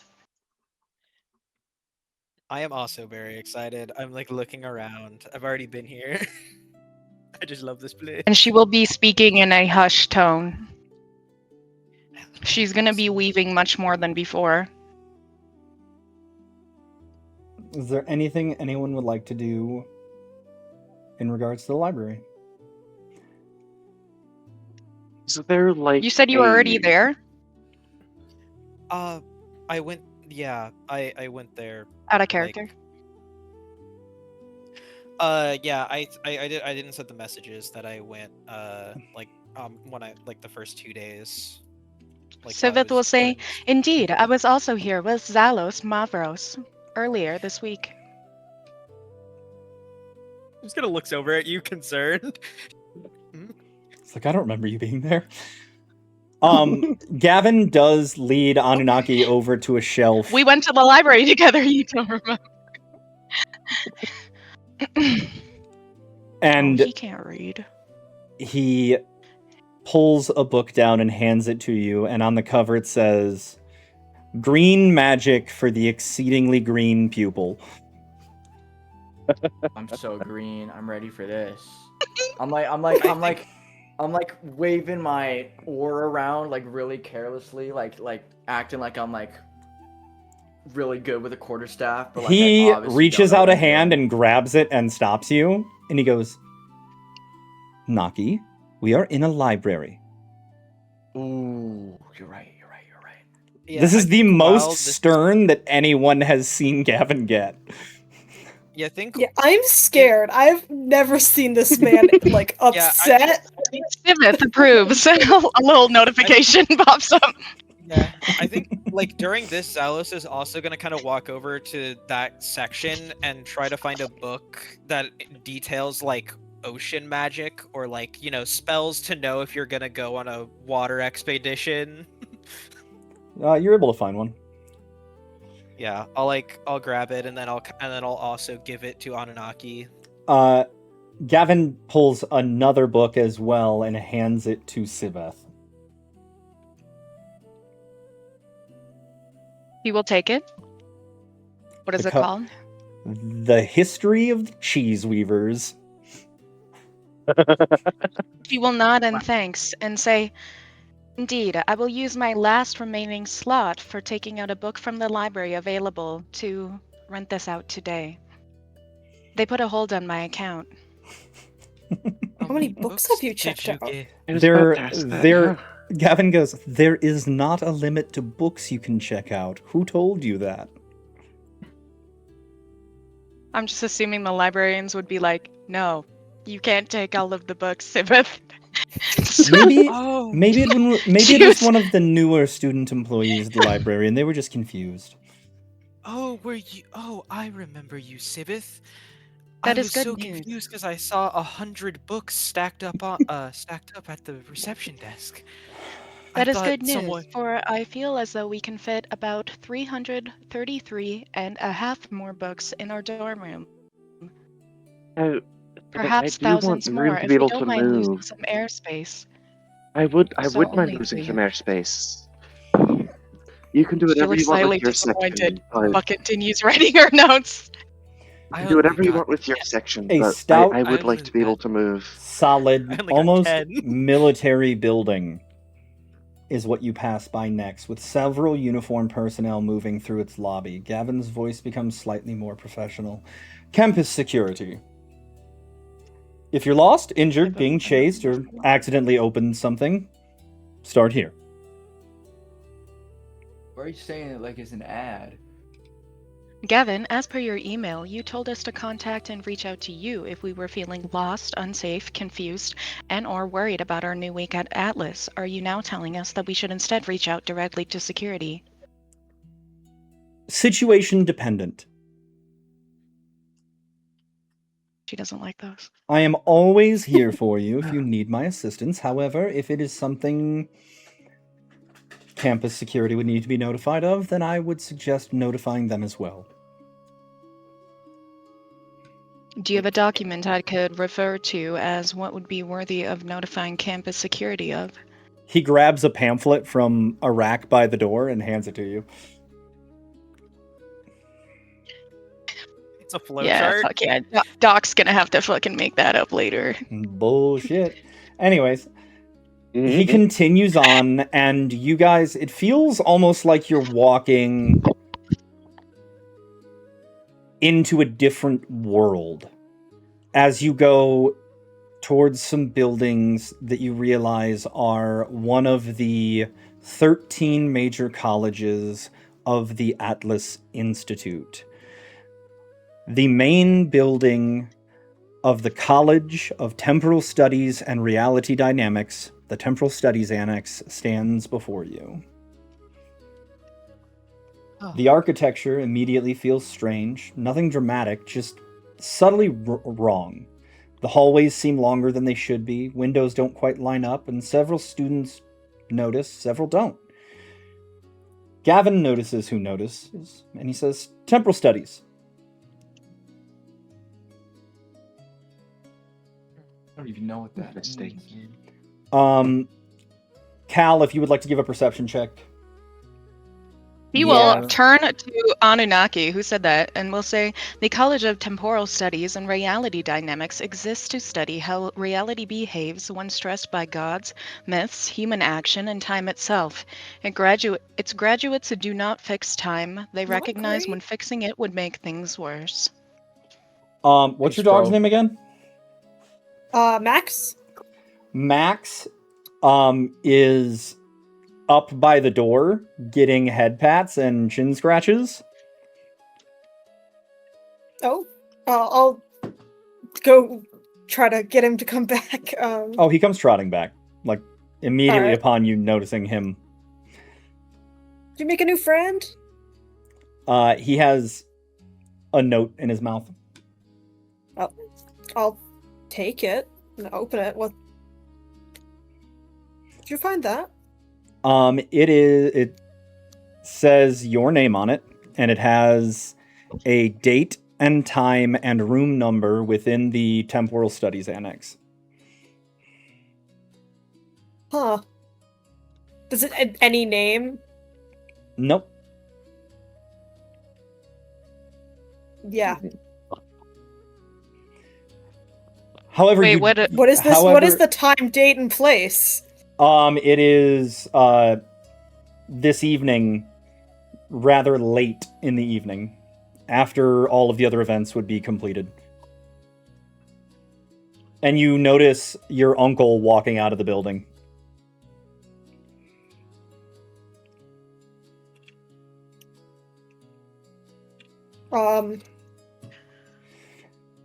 Does he look busy?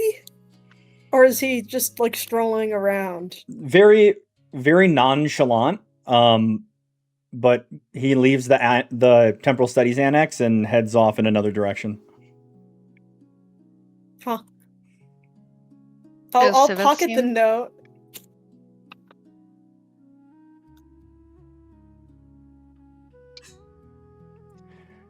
Now, this next place we're going to is one of my favorites. Music's... Ooh, that is the wrong one. Give me a sec, I'll grab the one it's supposed to be. Music spills from open windows and students move paintings, costumes, and props. Someone is rehearsing loudly nearby. The Narrative Arts Complex. Yes, stories are a real thing here.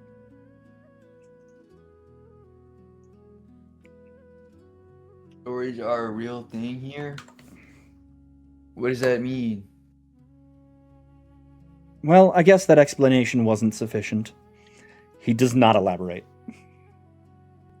What the hell, man? The College of Communication, Arts, and Narrative Infrastructure exists to ensure that meaning does not outpace understanding. It trains practitioners to design messages, rituals, performances, and narratives that help societies survive knowing. It does not create propaganda. It creates structures of sense making. As per the Atlas There we go. Institute website. The meaning and the understanding are both outpacing me. I don't even know. We know. anymore. When the world learns something it was never meant to know and does not tear itself apart, it is because someone chose the right words, the right silence, or the right ritual. So if you don't, you Seems tear the world interesting. apart. It's a college that is designed to make sure that the veil and reality as we know it stays on the right course through language. Lee, in the almost like a tingle on the back of your neck, you hear that melody again. Okay, so instantly I'm starting to hum it. Indeed, Anansi, the dean of the college, believes that stories are load-bearing, meaning is negotiated, not discovered, and to control the story, you must or someone else will. You've heard of different mythological tales and stories, right? That are seen as not real. Those were created by that college to make sure that people who saw them believed them to be mere stories instead of factual. The next building sits near the edge of campus, greenhouses stretching out behind it and the scent of soil and growing things hanging in the air.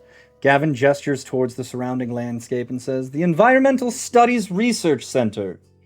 Some of the most dangerous things at Atlas live in these laboratories. Most of the rest live outside." Wait, guys, I kind of like this place. This seems right like up your my alley. kind of place. It Yeah. seems like the kind of place there would be seals. Wait, check it out. Maybe this will be the place I could use some magic. I had my face like buried in the book, just trying to like the water magic book, trying to understand what to do. I'm gonna point the ore out and I'll go, water go, or whatever it tells me to say in the thing. I'm gonna try. Alex I'll try to do squirts that. Zalos with the water bottle again. Oh my god, I'm onto something, You- guys. He wasn't even pointing at me. I have recorded that as another instance of compulsion magic, or rather coined today, impulsion magic. The starry cloth just appears and starts wiping down my face. Anunnaki, if you're looking for a school that you might feel more akin to, the School of Spirit Ecology and Sentient Environments seems to be the one most fitting towards you. It focuses on What? no. Now, Environmental studies is good for him. Gwen asked about hunting, and since we're in the area, I think I could take you guys towards one of Gwen. my favorite places.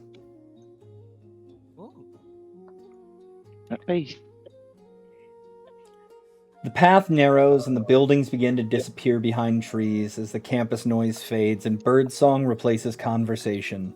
The woods are beautiful, comfortably so, the sort of place people immediately start to react. This is the ecology walk. As you begin, It's lovely. as you begin Zalos to just takes a walk, nice deep breath of the fresh air. as you begin to walk deeper into the trees, the canopy closes overhead and the air becomes cooler. The sound of campus fades behind you, and for the first time since arriving at Atlas, it feels like you've left the university behind.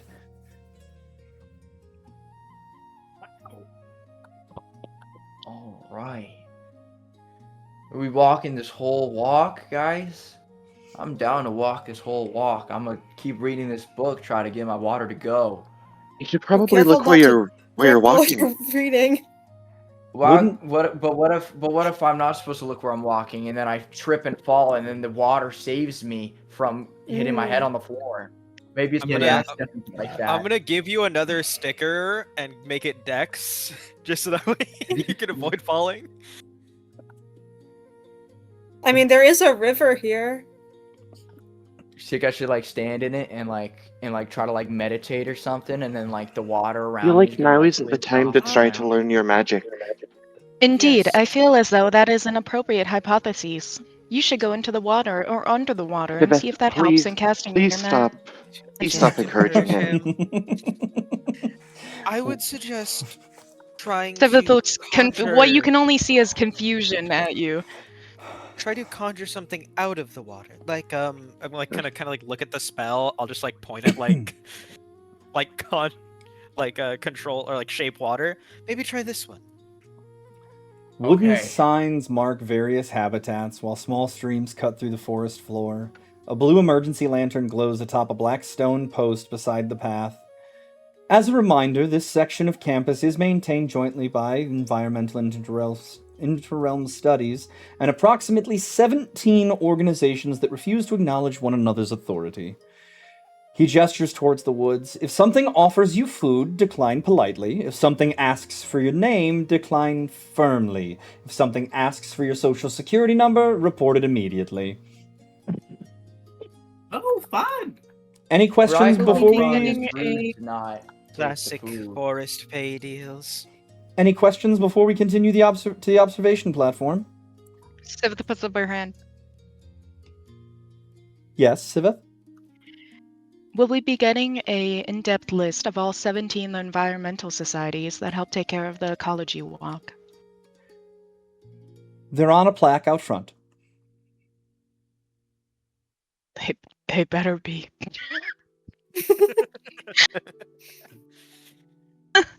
She nods. Any other questions? Can I try to do the control water on the water? See if Sure. it does anything. I'm gonna like focus really hard and like clench my butt cheeks and like get really tense and like Oh, put my shit. hand out at the water and Yeah, be it's like, anus magic. here we go, guys. This is it. I feel it. Roll. I feel it. Roll me a wisdom saving throw. I'm just Okay. gonna look at Alex and I'm just gonna be like, I swear if you do that again, I'm Alex is smirking.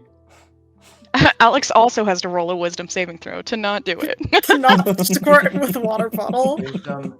Can I make a charisma saving throw to plead with him? Hold on. Where do I find charisma? Persuasion Is at that my wisdom disadvantage. ability? I'm okay with that one. Hold on. Let me try to find this.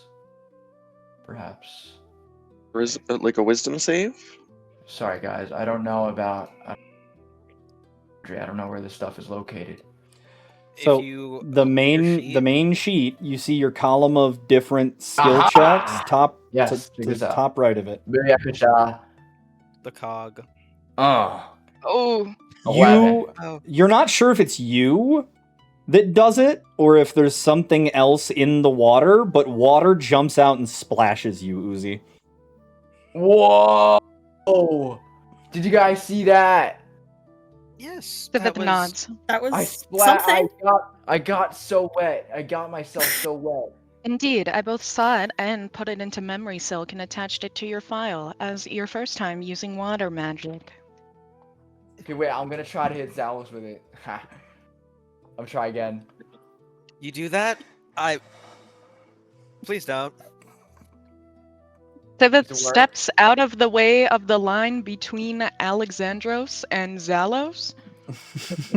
Zalos is readying moment to think Ever to so dodge. slightly backwards. As you attempt this, a distant shout echoes through the trees, and then another. Polly! Not that way! Grab the antlers! Gavin sighs deeply. Not out of panic, out of exhaustion. Pure exhaustion. Who's Polly? From further down the trail, someone stop Polly! Gavin pinches the bridge of his nose. Of course. He looks at the group of you and says, Congratulations, your first extracurricular activity. Who is Polly? Something... Dear? Guinevere is just looking in that direction, eyes focused, readying herself. One would assume I- that yeah, Polly is seeing- the other individual that he's yelling to, and that he is Seeing that, not grabbing the antlers correctly. can I make a inference as to what check would be best for Guinevere, Dex, or Strength?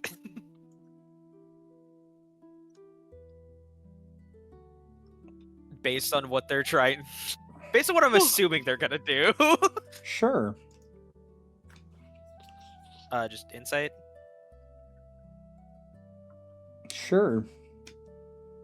Okay. 17. As branches snap and leaves scatter, something large bursts from the underbrush and dirt sprays across the path. A large black animal explodes into the clearing and it growls at you. I'd like to roll on the animal. What the hell is Sure. that? Yeah, what is this Nature? thing? That looks to be a For being panther large, of it some doesn't sort. look very big. Is that Paul? 15. Do I know what kind of animal this is? Have I seen this before? Anyone look who would mad. like to. I know about animals, I think.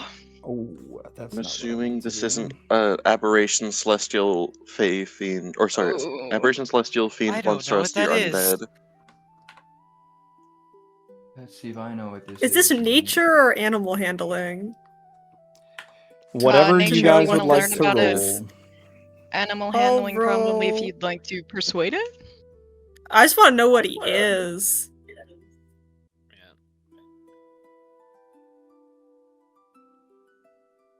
Okay.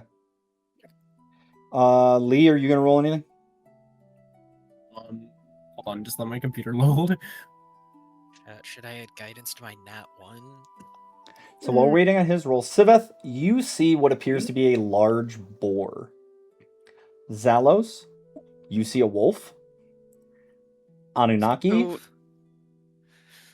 you see a stag. Rem, who rolled privately to themselves, you see Oh, sorry. you see a gorilla, and Cal, you see a large black dog. I see a stag, like the beetle. Speaking of free action. Yep, like the beetle. What? Oh my fucking god. This is a Stop. big No, stag like the male deer. Okay. Shut the Oh. fuck up. I It's a didn't know tiny that was beetle. what they were called, That's man. that's a beetle. Siveth will Huge say beetle. that Wait, looks hold to on, what do I be a black wild boar. Whatever you would like to roll. What are you talking about? Okay. Good doggy. I got an 8. Yeah, this is a dog. That's So, well, that's a not- wolf, it- but I do have advantage on checks if it is a Aberration Celestial Fiend Monstrosity or Undead. So what is it? One of those? Nope. Okay, cool. How do you I have got an point 8. Assuming there's some sort of 14? magical What effect on there. happened here? it's a thing that it Oh, gives it's what to you're- people, so that way it breaks up ties. Oh, I Yeah. see. It's what your I deck know it's been a score while. is. Yeah. No, I'm just not used to. This is different than it used to be. I feel like, or maybe I'm also going crazy. It's always been like this. I think it's just been so long. It's been centuries. Yeah. It's been 30. A black years. wild boar, Suskrova, also known It's been as long the enough. I wild can't find the swine, initiative button. is a Swede native to much of Eurasia and North Africa. It's on the side to the left of your speed. It's just called initiative. You can also It is just a highly click your adaptive picture up at the omnivore top. and the ancestor of the domestic pig. Yeah. She's just I unsubscribed to Black Wild Boar Facts. Oh. Okay. So it's just gonna be talking about what black wild boars are. It's Is like a Siveth gorilla gonna to roll me. initiative? Yeah. Are you sure? Alright. Oof. First round. It's a lot Gwen. of more facts. So I see a a big gorilla is what you said? Yep. I heard something about grabbing it by the horns, and from what it sounds like, we're just trying to like halt it or like stop it. Yes, or Maybe. That's what it sounds like. cool. I am going to. If we're just trying to stop it, I will. Do I have my stuff on me? Or Yeah. no, because. Okay, lovely. I am going to pull out a rapier, and I think because is it just kind of running at us, or it's running parallel to us, like in front of us? It jumped out of the brush and is in front of you guys, growling at you right now. Okay. I am going to, especially seeing that it looks like Anunnaki is a little bit close and he's just like a dude not used to jack shit. I'm gonna run up, put myself in between, and like have my rapier at the ready. Should it try to like attack or flee? Okay.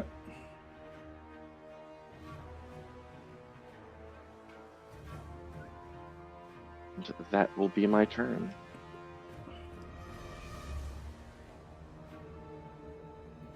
It is going to make a jump at you. So you can use your ready to action. It is going to try to attack me.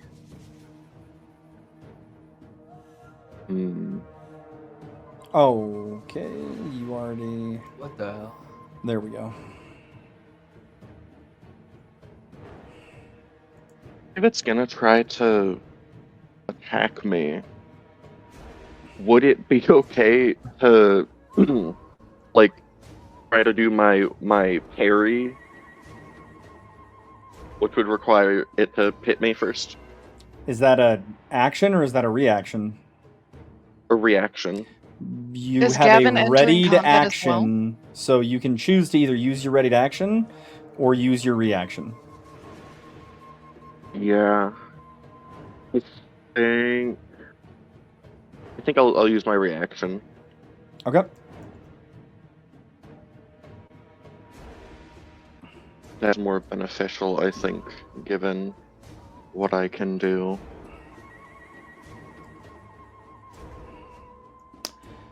That is going to be a nat 1. Man. As it jumps at you, you can go ahead and do your parry. Sure. I don't technically have the thing that would let me do the damage yet. If my damage exceeds what Okay. it would do. So you, as it jumps at you, you kind of like use your rapier and your body weight to like get it to like pass you.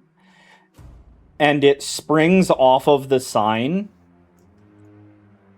and jumps running away. You hear somebody yell, "Watch the horns!" And somebody else go,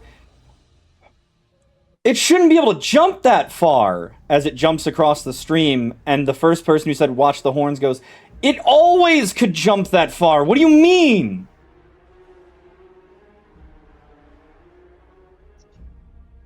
Huh.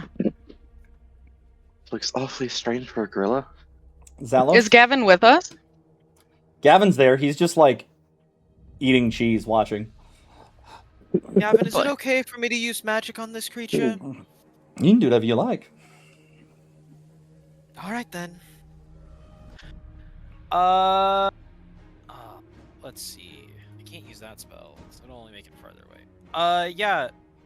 Zalos is gonna kind of just like hold his hand out, and he's gonna kind of like create a circle, and is going to launch forward, some like cold magic towards its like feet. Okay. The use sorcerer's burst. Hey. Damn. Damn. Get his ass. Yeah. I don't know if you do perfect criticals or not. You have frozen the creature solid. Oh. Polly. Damn, bro. So you like Um, killing animals. I've you are- indexed that on you. Just You kidding. are out of combat. I was not supposed to. That was fast. I'm just That gonna was- run up to the creature. Yeah, Is it I'm- alive? Yeah, it's alive. Its eyes are tracking you inside the ice. Okay. It's just frozen I in our mean, cartoon so I spot, have a right? leash for my dog. Can I try to leash it before it melts? Sure. I did not mean to do it that strong. I was merely trying to freeze one of its legs, but I guess that works. Jeez, man. An action of putting a You gotta live be creature careful. in ice with its eyes stuck open could be indexed under cruel. Looking around, does it seem like there's somewhere that was? Did it seem like it was being like herded in this direction? I see where you're pinging. That looks like an enclosure where it might live. Okay. Did we just Maybe slide let's the try ice to block let, in us there? let's just try to slide the ice block in there. Yeah. So you guys get Yeah. Polly Guys, back what in if I there. just talk- A keeper comes out and locks the enclosure up and goes, "Oh, good. Nobody got hurt. Thanks for helping catch her." Yeah, I'm truly sorry I froze it You know? split. Oh, Polly will be Could we alright. see an animal after it got frozen? Could we see the actual animal? You still see what you saw. What is this thing? That's Polly. Yes, I see a wolf. Gavin stands up and dusts his pants off and goes, "Well, that's one orientation tradition complete." Oh? Okay. So it's traditional to make people chase a wolf, dog, gorilla, boar through the That's woods? a stag, man. I don't know what you guys are I'm talking not about. sure what you're talking about. That is obviously a Bengal tiger. I don't I think it is. They got bagel tigers here now? Oh my god. I'm way out of my depth. One of the ecology students looks at you guys and goes, "Polly's definitely a honey badger." Can I'm I- starting to realize. I believe Polly is whatever we think it might be. Gavin is furiously scribbling on his clipboard, and What is he scribbling if she looks over? Can I roll perception? rips off copies in triplicate and hands an incident report to each of you. Bruh. Oh. Yippee! Hmm? Paperwork. Keep these for your records just in case. He looks at his watch and he goes, "Oh my!" Yep. I open up my satchel on my side, put it inside of a folder, close it. He goes, Gavin, are all of the "Oh incident no! reports Oh no! No! identical? No! Oh no! Are we late to something? The convocation. We are very Oh. late." Oh, that's not ideal. That's a really big word, and I'm not sure what it means. Convocation. As the cohort leaves the wooded trail behind and begins walking towards the heart of Atlas, the sound of the university slowly returns. Voices, music, foot traffic, life. The contrast should be noticeable. The woods felt isolated. The campus feels crowded and safe, at least by comparison. As you approach, hundreds of students are moving in the same direction. Orientation volunteers stand at intersections, directing traffic, and banners hang from the buildings. Faculty members disappear into reserved entrances. The entire university seems to be converging on a single destination. Gavin looks at all of you as you continue to walk and says, Convocation is the official welcoming ceremony. Try not to panic. Okay. Why would we panic? Yeah.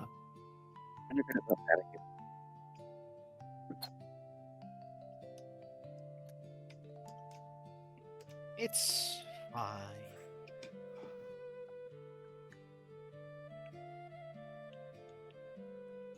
Is there like a secret jump scare at Convocation or something?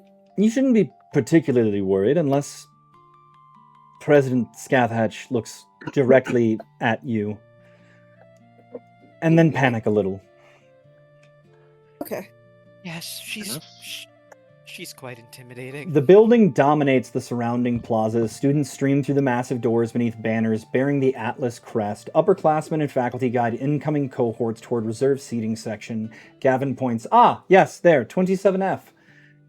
You can see that your guardians are already seated in your section, to include a middle-aged woman with startlingly black hair that seems to drink in the sunlight. Fierce. Oh. So we see pictures? Ooh. Who is this? I'm so worried. Yeah, do any of us recognize this individual? Sivith is going to ask, who are you? She doesn't even spare you a glance. Mm. Do I recognize this individual? Oh, yes. I had a feeling that was the case. Is this the This is who I think it is, right? Yes. Okay. Without is looking this at you, the- Guinevere, she goes,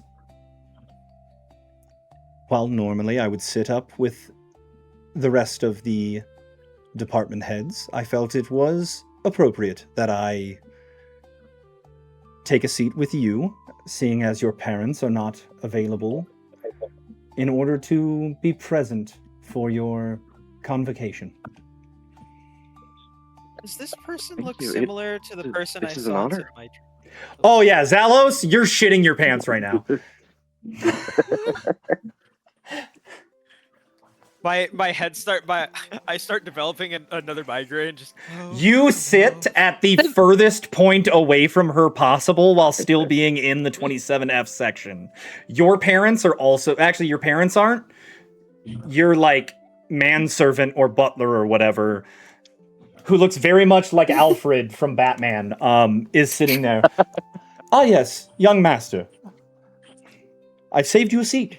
Sivith, Thank you. Sivith is going to stay beside Guinevere, her bestie, and wait on Guinevere to introduce this individual to her, because obviously she's trying to write her notes and Guinevere knows who this is. So she's going to stare at her. As everyone takes their seats, Gavin leans forward and looks down the row at all of you and smiles and goes, Welcome to Atlas. Now, let's see what President Scathhatch has to say. Yes. Okay. Zalos is just like suspiciously just looking inside of every other direction besides her, where she is. Zelos, do you know this person? I've witnessed her inside of my dreams, and after I had a migraine for 2 days. Okay, yeah. That sounds not great. Yeah.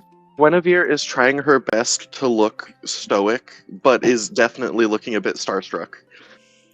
Sivith is going to index that her new best friend Guinevere ignored her, as well as the mystery woman.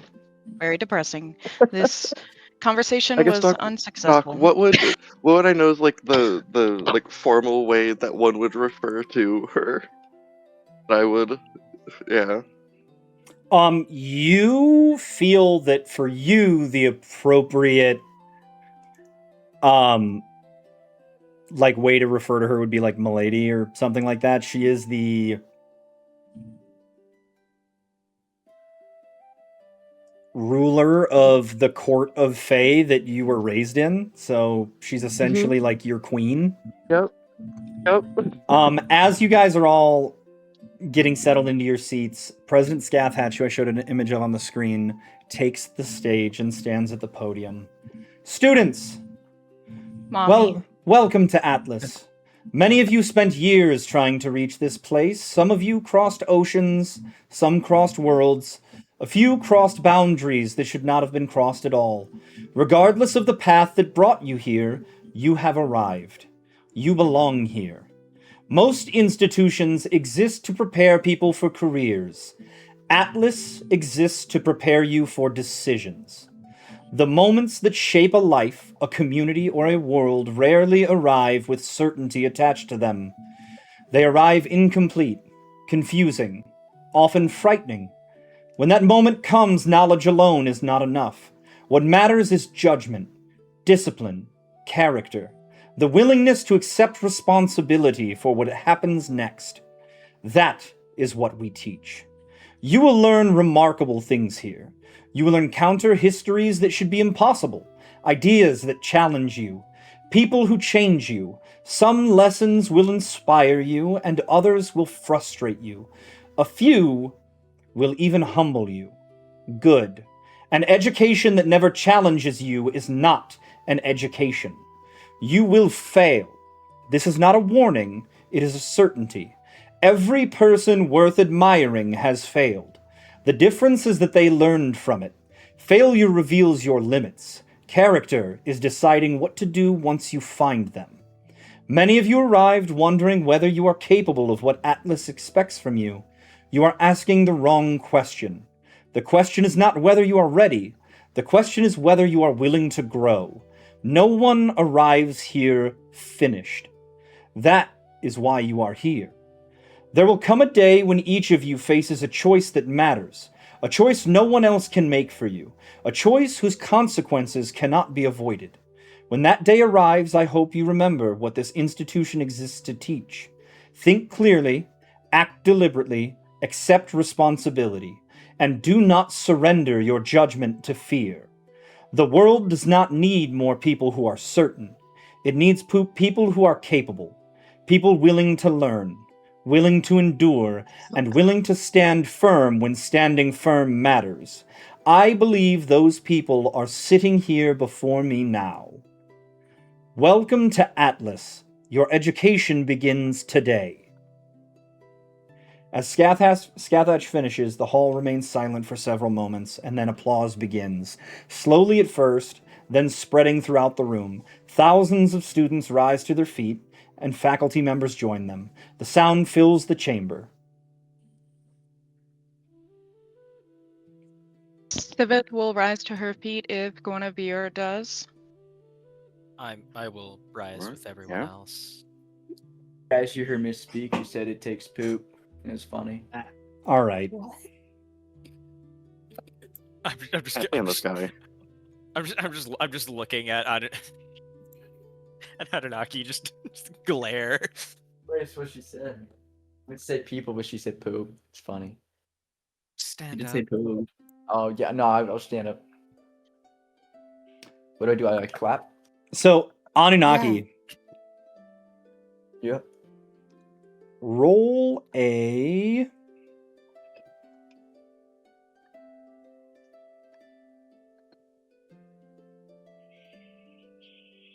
charisma saving throw. Charisma saving throw. Oh. A Christmas saving throw. Crazy. Charisma saving throw. Here we If you go. roll low, you have to roll 4d6. I got 17. You do not pass. Uh-oh. A crow is sitting on your shoulder.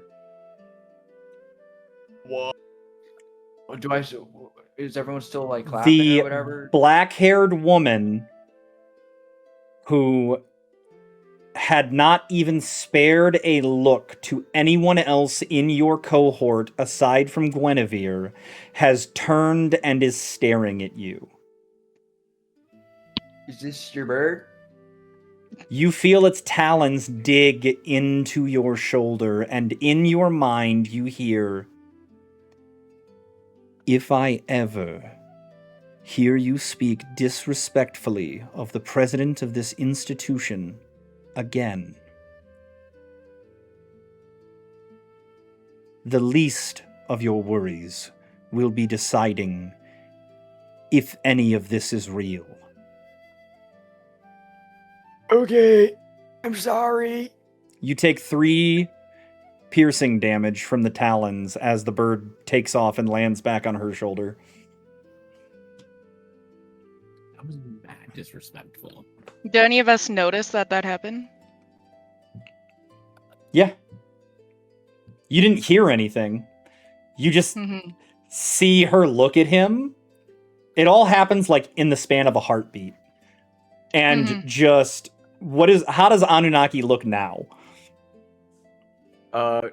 He's looking straight forward, very attentive, very paying attention Straight. to whatever is not happening.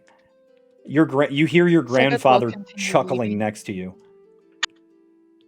Oh, he's next to me? Yeah. Yeah, they were Dang, there. Okay. Mm-hmm.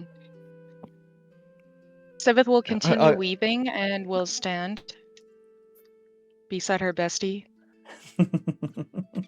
Is everyone still like standing and stuff? Bestie, who she's now indexed as, is keeping stuff from her, which is against friendship, as she's read about it, but she's not opposed to this type of dynamic. It's just confusing. This fucking spider.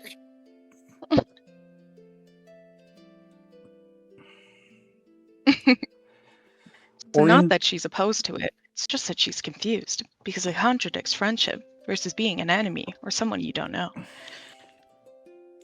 Orientation volunteers begin opening side doors, and the students stand gathering their belongings and begin flowing towards the exits. You follow the crowd and are taken to a large dining hall, which has been set up for tonight's dinner. Is she coming with us, or is she like going? She's off on coming her with own? you. Okay. Yeah. Okay. Awesome. Cool.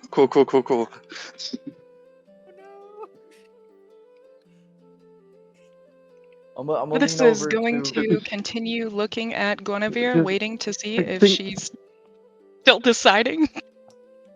Tell her. Lanterns She's very hang patient. from long tables stretch through the room. Lanterns hang from the high ceilings, and food stations line the sides. Students, faculty, families, and guests mingle beneath the ceiling, which appears as if an evening sky. It feels much less formal than the convocation. People are laughing, meeting roommates, taking photos, making plans. Gavin appears beside the cohort. "Welcome to dinner. Eat food, meet people, avoid international incidents. I'll be nearby." He vanishes into the crowd, somehow immediately becoming involved in 3 separate conversations at the same time. Just like every other dinner party. Sivith, out of her pocket, is going to pull a piece of what she is thinking is friendship cheese, and is going to offer it, her pocket cheese, to Guinevere, noting whether or not she accepts it and their friendship is still on.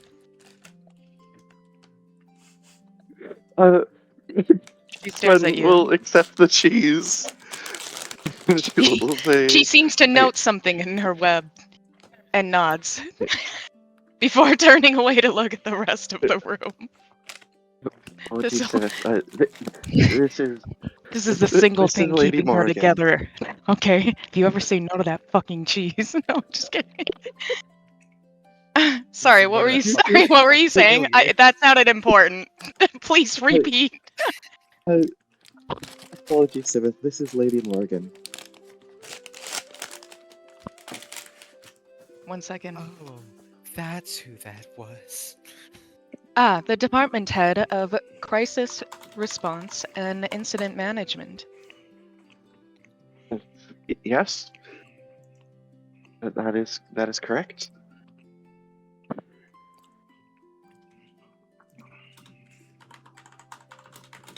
I was trying to respond to you, but then the speech started. So The Celtic goddess of war, fate, and death looks over the cohort, nods curtly one time, and says,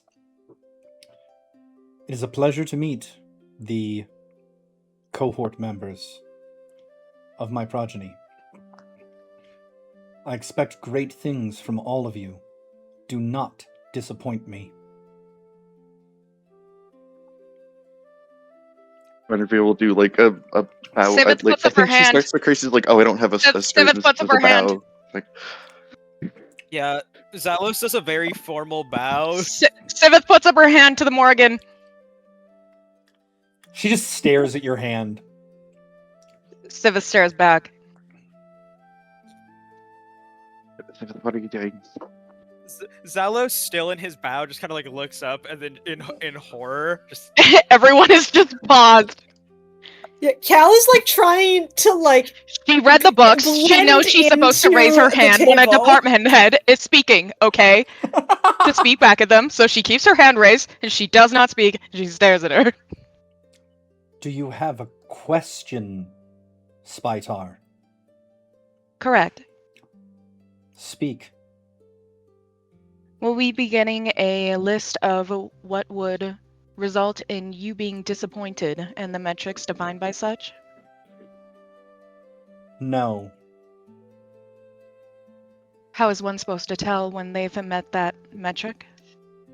Figure it out. She nods.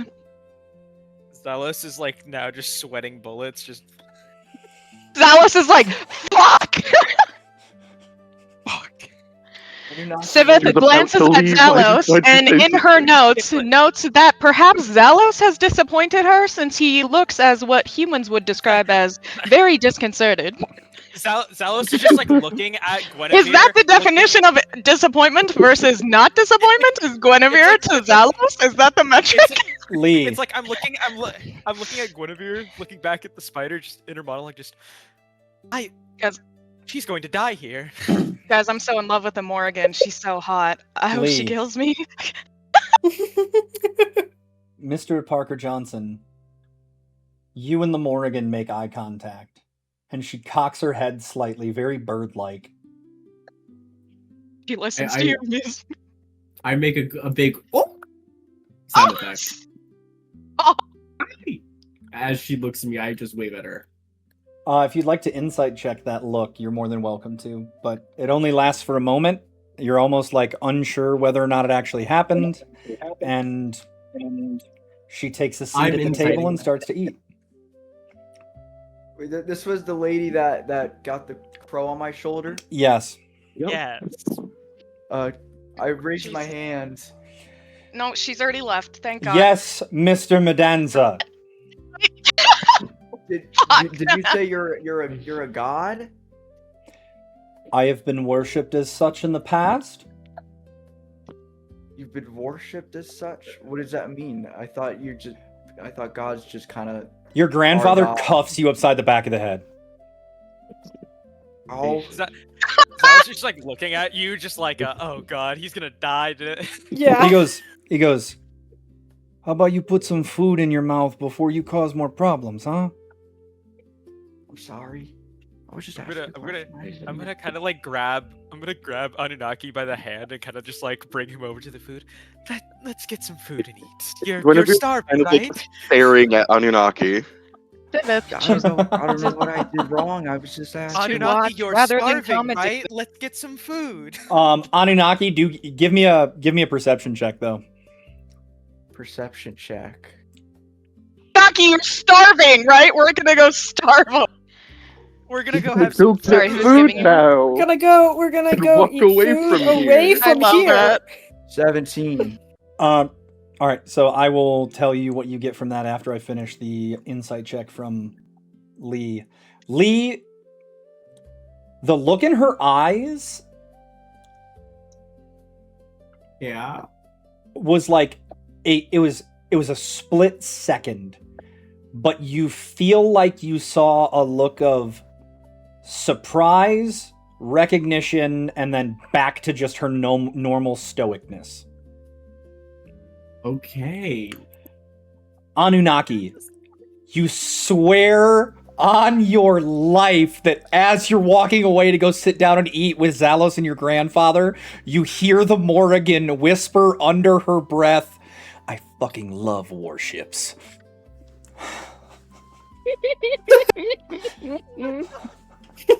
Worship? No, like, okay, anyway. Because you said worshipped?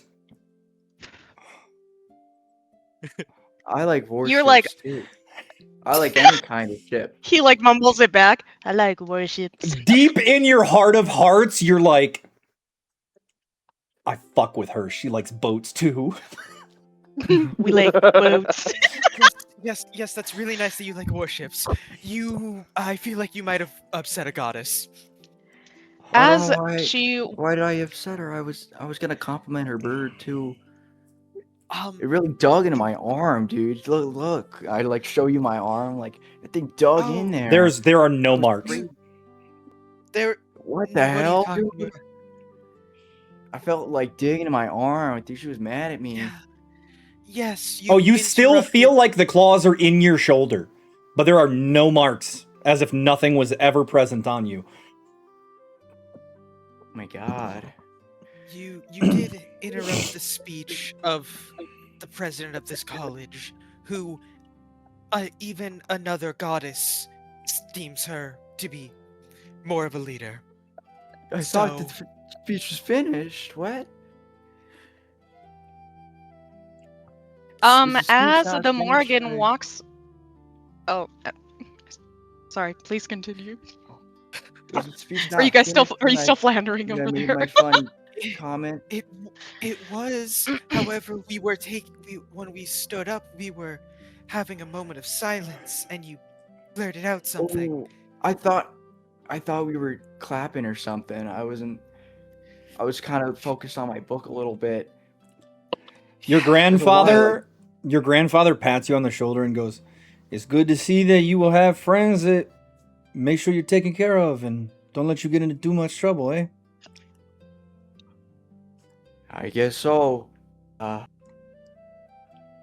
bird was really cool though. I can't believe how much it hurt my arm just landed on it. That was crazy.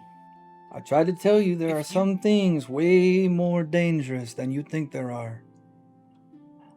Yeah, I mean, like I feel like more than a fourth of my life was just taken from me just from the bird landing on my shoulder. A good rule of thumb here is, or just really with doing any sort of. Crazy. Why would you feel that way? Do you want me to try and patch that up for you? No, it's cool. It's Alex cool. pats Okay. him on the Not- shoulder and goes, "I think he'll be okay. I have faith he'll come out all right. You are back to full health. You feel as if nothing ever touched you."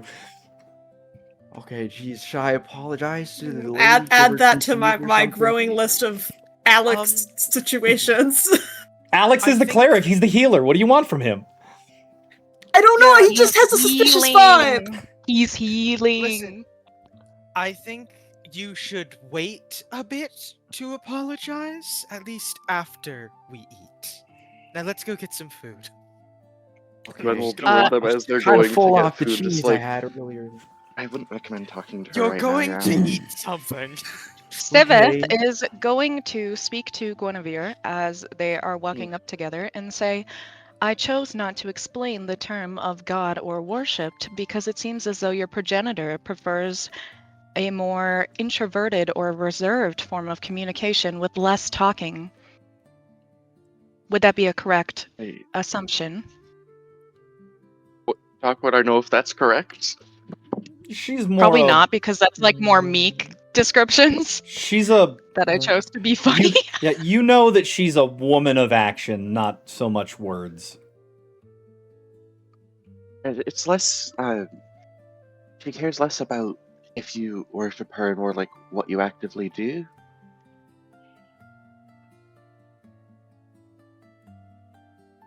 Sivith nods and updates her notes. And would progenitor be the right term? Is she your mother? No, not that close in blood relation. Lee, your mom leans in and goes, "That woman is kind of scary." I go, yeah, mom. Thanks for pointing that out. Man, you're so mean. to Your mom. grandfather cuffs you upside the back of the head. What a fucking brat. What a fucking bratty child. I love it. And he goes, I One of pat, you. I pat you in the bag. I'm like, me too, bro. and he reminds you not to be so disrespectful to your mother, especially when this is the last time you'll be seeing her for quite some time. I go, sorry, mom.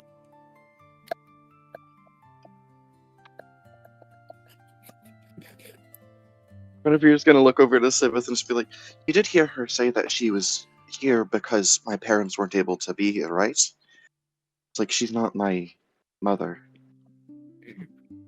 She's here for you. Is she like your Civet- chaperone? You have a Civet god looks- as your chaperone? Pauses I for a long moment and then nods and says, I will index your file to say that you have only 2 parents and 1 mother. Gawain, sitting next to Cal, leans over like they're sitting across from you at the table, Anunnaki. Gawain goes, "I think the easiest way to explain it, young man, would be to refer to her essentially similarly to where I'm Cal's uncle, because it's easier to just say it that way. That would be Miss Key's grandmother." Grandmother? What the hell? You're the granddaughter of a... Oh my god, man. few more There's a generations couple in between of- than that, but like Yeah, to There's simplify a it. few more cheese. They said that the Morrigan is Guinevere's grandmother? More or less. Again, several more separations of generations, but like to simplify it, yes. I would like it unsimplified and for us to go over exactly how many degrees of separation she is from you. Later tonight in our dorm. I guess I can try to go back in my mind through the family tree and see if I can remember. And she will turn to Lee and say, your display of filial impiety is fascinating, especially since in my culture, we never get to meet our brood mothers. In fact, we only get to meet her leftover molts, and therefore the outside of her corpses, one may say. Oh, wow. I would love to know about your culture. That's so unique. She whips out one of her weapons, which is a relic of the Web Mother, a rapier re-flavored, which is essentially a glossy black chitinous weapon crafted from the leg of her broodmother and wrapped in soft white silk cord that never frays.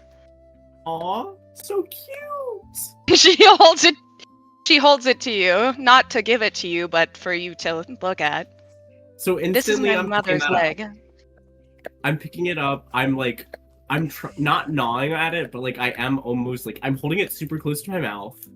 I'm like Jesus sniffing Christ. it, trying to trying to learn everything I can about it, and When your grandfather said that you may not be seeing your mother anymore, is she also going to molt and or die, and will you be repurposing any of her appendages for your own weapons? I never thought about it like that. I would say if my mother were to die, I think I would definitely take her right arm. I don't think I would take her I wouldn't take her left leg either, but I would probably take her right leg. That's a good leg. You get cuffed upside the back of the head again. Bruh! Sibith nods, Anunnaki, and she is Thank you. noting that it is normal for humanoids to have a favorite appendage of both themselves and others, and that she must also continue this tradition. Yeah. Anunnaki, is your grandfather also your wise old mentor that speaks inside of cryptic messages to you? You hit the nail on the head there.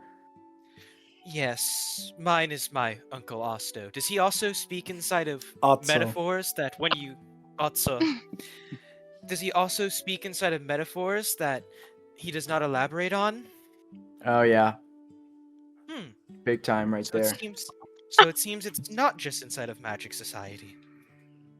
No, I guess not. I don't know why that woman got so mad at me before, though. I was just asking about her godness. Sometimes kinda- people don't like Correction, considering questions. both of you have magic in your blood and or were born with it, you are still within Magic Society, whether you realized it or not.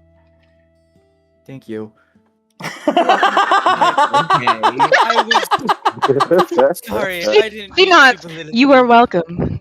I didn't mean to belittle you like that in Anunnaki. I was more referring to someone who was born and raised on the other side of the veil compared to me. A massive table sits at the front of the hall with 43 seats. Sorry. President Scathhatch sits in the center. And then out to her left and right are the 3 provosts, the deans, and the department heads. Some chairs are empty. For instance, there is an empty seat reserved for the Morrigan that is unoccupied because she has chosen to sit with Guinevere. Down, target on your back. Don't even ask it. No, I don't have all 43 photos. No, I'm not going to start popping photos up. God damn it. I'm just kidding. I wasn't gonna ask. Are we just supposed to Then, not freak out that we have a god at our table right now? That's kind of crazy. Doc, would Well, one just do My best assume to- that there are as they photos say, on the keep my shit website? together. Yes, there would be photos on the website. Then she would know who's missing. No, you bitch. Because she would have cataloged all of it. She probably even has the silk on her to look at all their faces and just scroll through it like a freak. Which is embarrassing because of the Morrigan thing, but let's not talk about that. Maybe she's not on the Are you website. are you just silk scrolling in the middle of eating, in the middle of dinner? She ignores you because, of course, she is. Duh. Oh, okay Kids then. on their damn silk. And I want to Yeah. know who the fuck is missing. Thank you. That's all. Yeah, Silas is just eating very proper, just like Niccolo to- Machiavelli. Loki. Aravia Dawnfist. And Fafnir are not present. where the fuck is Dawnfist? Materializes behind you. The fact that is the most pressing thing that not that Zalos has, that Red the player has. Red is like, where is she? Listen, The generational trauma of getting your ass beat in another setting by a character. Okay, listen. That character is so much generational trauma that they have generational trauma on one of my NPCs that is in this campaign. So as Zalos says to her, "Are you looking through silk right now or whatever?" She will then say, "As per my determinations, there are faculty missing from the head table of the names of Niccolo Machiavelli." I've never said that out loud before. Loki, Aravia Dawnfist, question mark, and Fafnir. And she will tell him. That's what I was researching. Oh. Loki, like the god Loki? Correct. So what, Yeah. what do One you may think at this assume. The point? If you fact have that to ask, the that answer is probably yes. the fact that Aravia not being present was more terrifying than Loki being missing. Hey, That's you like know, Never expected, there. though. But of course he is. Of course he is. You know, he's got to go fucking get fucked by horses and stuff. He has shit to do. Loki is here. He's always we doing just don't some know. shit. Loki is. He's I feel like always Loki doing some is shit. here. He's probably I just think here. It's he's probably Gavin not or himself. Alex. And so you think he's here, but you think he's keeping it low key? speaking of I slapped you over the side of the guy- head. You're gonna speaking get shot of- one of these times. speaking of guys doing some shit, ones that were there but are not in their seats because they're all over towards one person's seat chatting about something are Merlin, Anansi, Lou, Mm. as well as people who are not faculty that you notice of Sun Wukong the Monkey King Shut the fuck Right. up. Sorry. and Puck from one of the shops in What? the student union. Not Did you say your Puck, Luke not as your in- Puck. Oh my god, my Puck is here. Puck as in Did you? Robin Goodfellow. Cal, is it just me, or is that group concerning?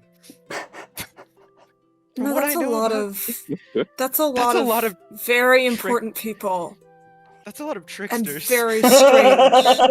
Yeah. That's like all of the trickster gods except for Loki, unless Loki is also Puck. You say I that. mean, maybe they're all and looking for Loki. You say that, and Puck makes eye contact with you and winks.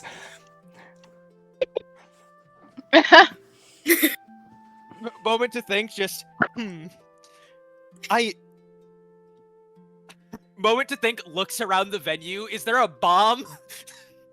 No, there's not a bomb, but What- Alex what- Alex what- looks at you and goes, "What are you looking for?" There is multiple trickster gods convening over there. I just didn't know if there was going to be a special event They occurring. they work here. Like, Fucking idiot. I'm looking for a rotisserie chicken. That would taste so good right now. there's rotisserie There's- chicken in front of you. I'm There's some on eating your it. plate. Fantastic. Is there anything else you guys would like to look at, say, do over dinner?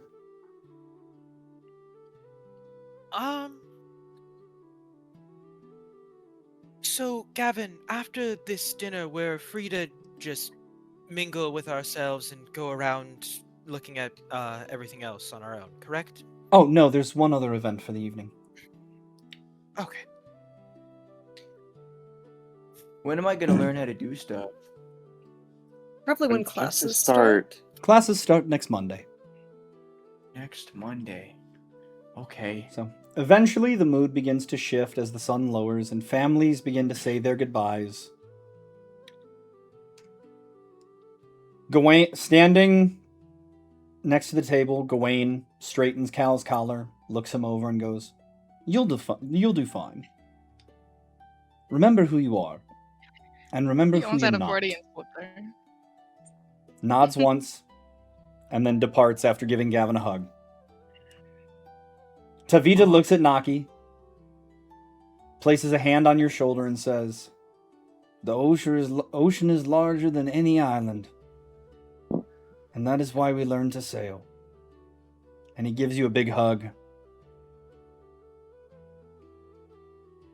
Thank you so much. And then he Unless heads you take off. all of the water away, in which case it is all part of the same Lee? landmass, and therefore. Your- no islands. Your mother hugs you twice. Your grandfather stands next to you, waiting patiently. After she releases you, she says, Call us. Your grandfather says, He won't. I say, Ooh. hey, oh, you're pissing me off. This is the last straw. And then I hug my mom goodbye. And then I walk away from my grandfather. Stiveth studies his mother's appendages, especially Lee's favorites. As you attempt Crazy. to walk away, your grandfather hugs you. I hug him back. Oh, Oh. Make sure you call. She worries.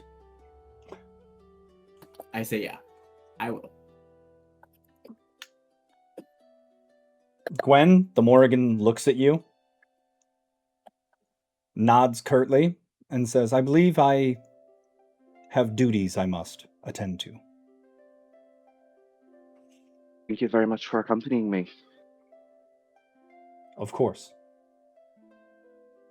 And she goes and takes her seat up at the head table. I'll bow as she walks away. Zalos, your manservant, looks at you, a tear in his eye, and goes, Young master, Yeah, I don't know what I'm going to feel do like I with would- myself. I don't have like a name. I don't have a name for him off the top of my head, but I would 100% know this guy's name. Maximilian or something. Yeah.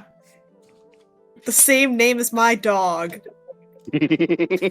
Yeah, Yep. It is okay, Jebediah. perfect. No, Oh no! I will still need to call Help! on you no. occasionally for things back in the house. His name is Thule. Really? It is okay, Thule. I will be all right here. He wipes You a have a tear knife? away. I'm going to have so much free time now, and I'm not going to know what to do with myself around the manor. Maybe you could Truly, can I have a hug enjoy too? some. Maybe you should Thule enjoy gives some, Anunnaki a refreshment hug. by the- It is okay, young Master Medanza. I've not known you long, but I shall miss you as well. And all of you, and he pulls all of cohort 27 in for a group hug. Siveth will happening? accept being pulled in. However, anybody who hugs her, you will notice that she is not warm. It is like hugging a human version of, I guess, a lizard. She's not warm. Oh. You cannot feel any sort of heat emanating from her. And she's very still. You kind of feel like a fish. If She writes it down in her notes. Indeed, If this is the needed- first time I have heard of such feedback. However, I will index it and relate it to your file. if needed, She writes, I feel like a fish. if needed, I will call the manor and give you a task if you really want. Oh, God, stop! Does anyone have any other interactions they would like to have with anyone before they leave? Siveth was just gonna ask Guinevere, should I index the interaction between you and the Morrigan under intimate or casual or professional? Hey, what? It seems as though Hey. her choice to converse with you extra on top of not just leaving without speaking to you goes against her preferences, and therefore it may be considered casual or intimate. Certainly not intimate. I guess casual or professional. I don't know. Anyone else? Well, one cannot be both casual and professional. Those Alex I guess Alex if goes. it's a Alex paradox. Alex she goes. gets ready to write her notes. Alex goes. Nah, dude, it's business casual. She blankly stares at him for a large moment before saying, "Ah, another paradox. I shall Yeah, begin you my know, research on such." like jeans on Friday. You're a Jeans on strange man. Friday. Anunnaki, after What are jeans? Does one not have jeans every day if we are made of DNA? I shall have No, to like look jeans. at Anyways, he means jeans as in Jean. It's Like a type denim. of fashion. he's actually wearing jeans now, and he's pointing to them. Yes, like those. Siveth nods, of course, because All it's of you are Friday. like, Just "Where the kidding. fuck did his shorts go?" No, he's wearing jorts. It's always been jorts. No, it was It's- definitely khaki cargo shorts before.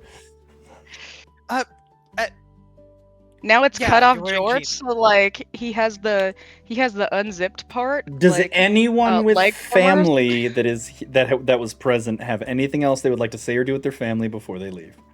Yes, I think Cal would try to just catch back up with Gwaine and ask if he had handed Max the note, or if him being there was coincidental. What note?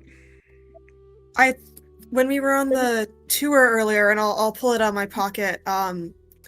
He ran off over by the temporal studies building, and when he came back, he just had this. Gawain looks But at saw it you and leaving. looks at you, kind of puzzled, and goes, "Nope." Weird. Is that conversation secret? Not particularly. Sick. Anunnaki or Lee?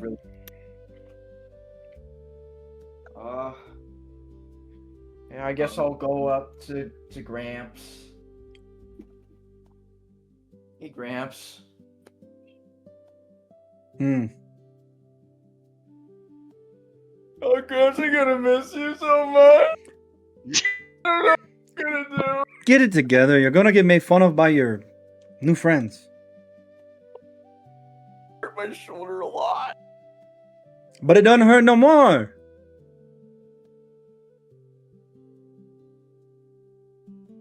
It's really He goes, here, this will fix it. And he smacks you upside the back of the head again. okay. See? Now your head hurts, not your shoulder. Oh man, you're right. Sivith knew I notes this as a alternative form of healing medicine underneath the file of "I'll give you something to cry about." I always So know I true. They're never just lie on you, blinking at Grandpa. Anunnaki, just like, did that really work? What? Oh yeah. Lee, you got anything else or no? Like, Okay, so he goes up to his mom real quick and he's like, oh mom, I'm gonna miss you so much. And like he kind of goes on to this like tangent about how he knows his mom is so scared, and he just says like, oh mom, I know you're so scared for me because you don't understand any of this stuff, but I promise you, like, I'm gonna be okay. She gives you another hug, wipes a tear from her eye, and goes, I know you will. Roll deception. Just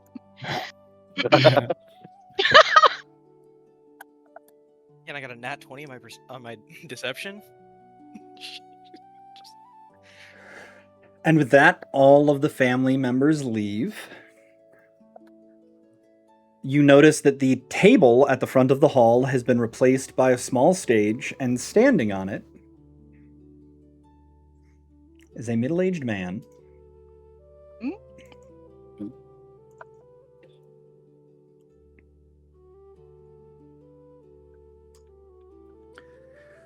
Good evening, incoming freshmen. My name is Merlin. Some of you may have heard of me before.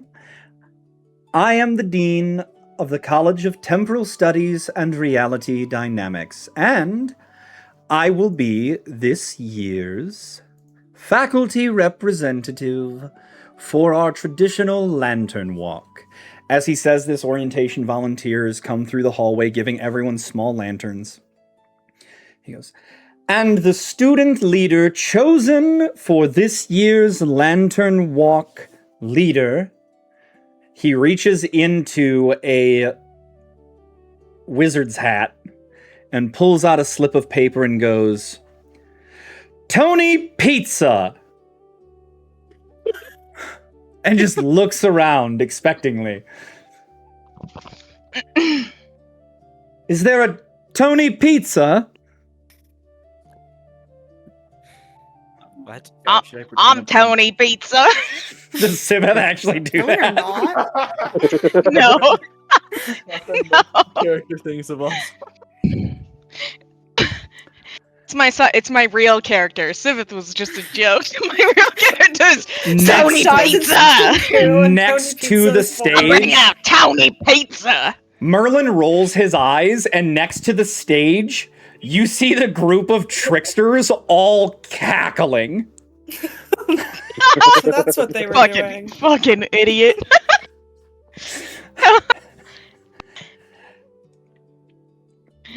He reaches back in, he pulls another one out, and he goes, ah, yes, that's right. It's supposed to be a cohort, not a individual. 27F. Fuck. I mean, yay! Do you say that out loud? Oh, fun. Oh, okay then. Wait, what are we doing? Don't. It's visibly not pay stressed. attention. As We're leading the darkness lantern settles walk. over Atlas, Just orientation follow their volunteers finish dispersing the lanterns, one for each member of the freshman class, and the atmosphere changes. Conversation becomes quieter and more reflective. You are directed toward one of the central plazas as thousands of students gather beneath the starry night, each carrying a lantern. Tiny points of light spread across campus.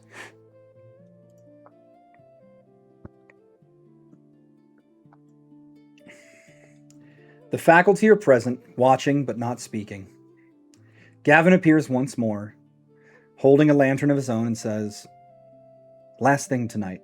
Then I promise we'll stop making you participate in traditions." He winks and says, "Well, until tomorrow." Slowly, the procession begins moving with you guys at the head. Lanterns drift through the campus pathways, across bridges and through gardens beneath ancient trees, along routes traveled by generations of Atlas students before you. This should not have... Ooh, that's for me, not for y'all. My bad. This should what? It's Sorry. a- it's No, a- please this- continue. This should not have much dialogue. Let the atmosphere do the work.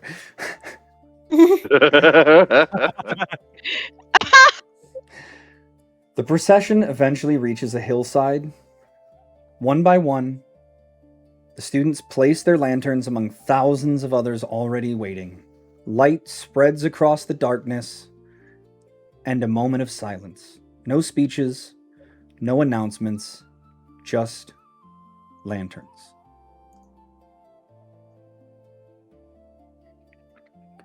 Looking across the lights, it becomes impossible to tell which lantern belongs to whom. Thousands of students, thousands of stories, thousands of choices. Tonight, all of them begin in the same place, at Atlas.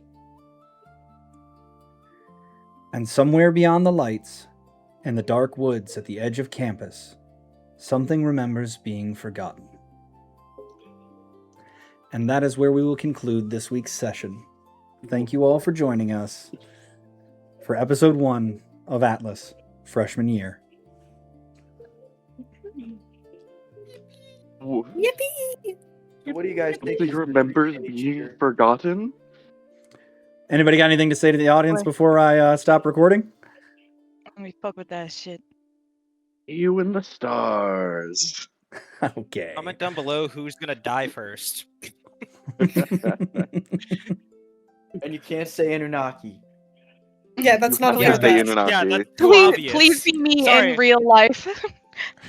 Sorry. Alright. Yeah. Thanks for comment joining down us, below who's everyone. the second.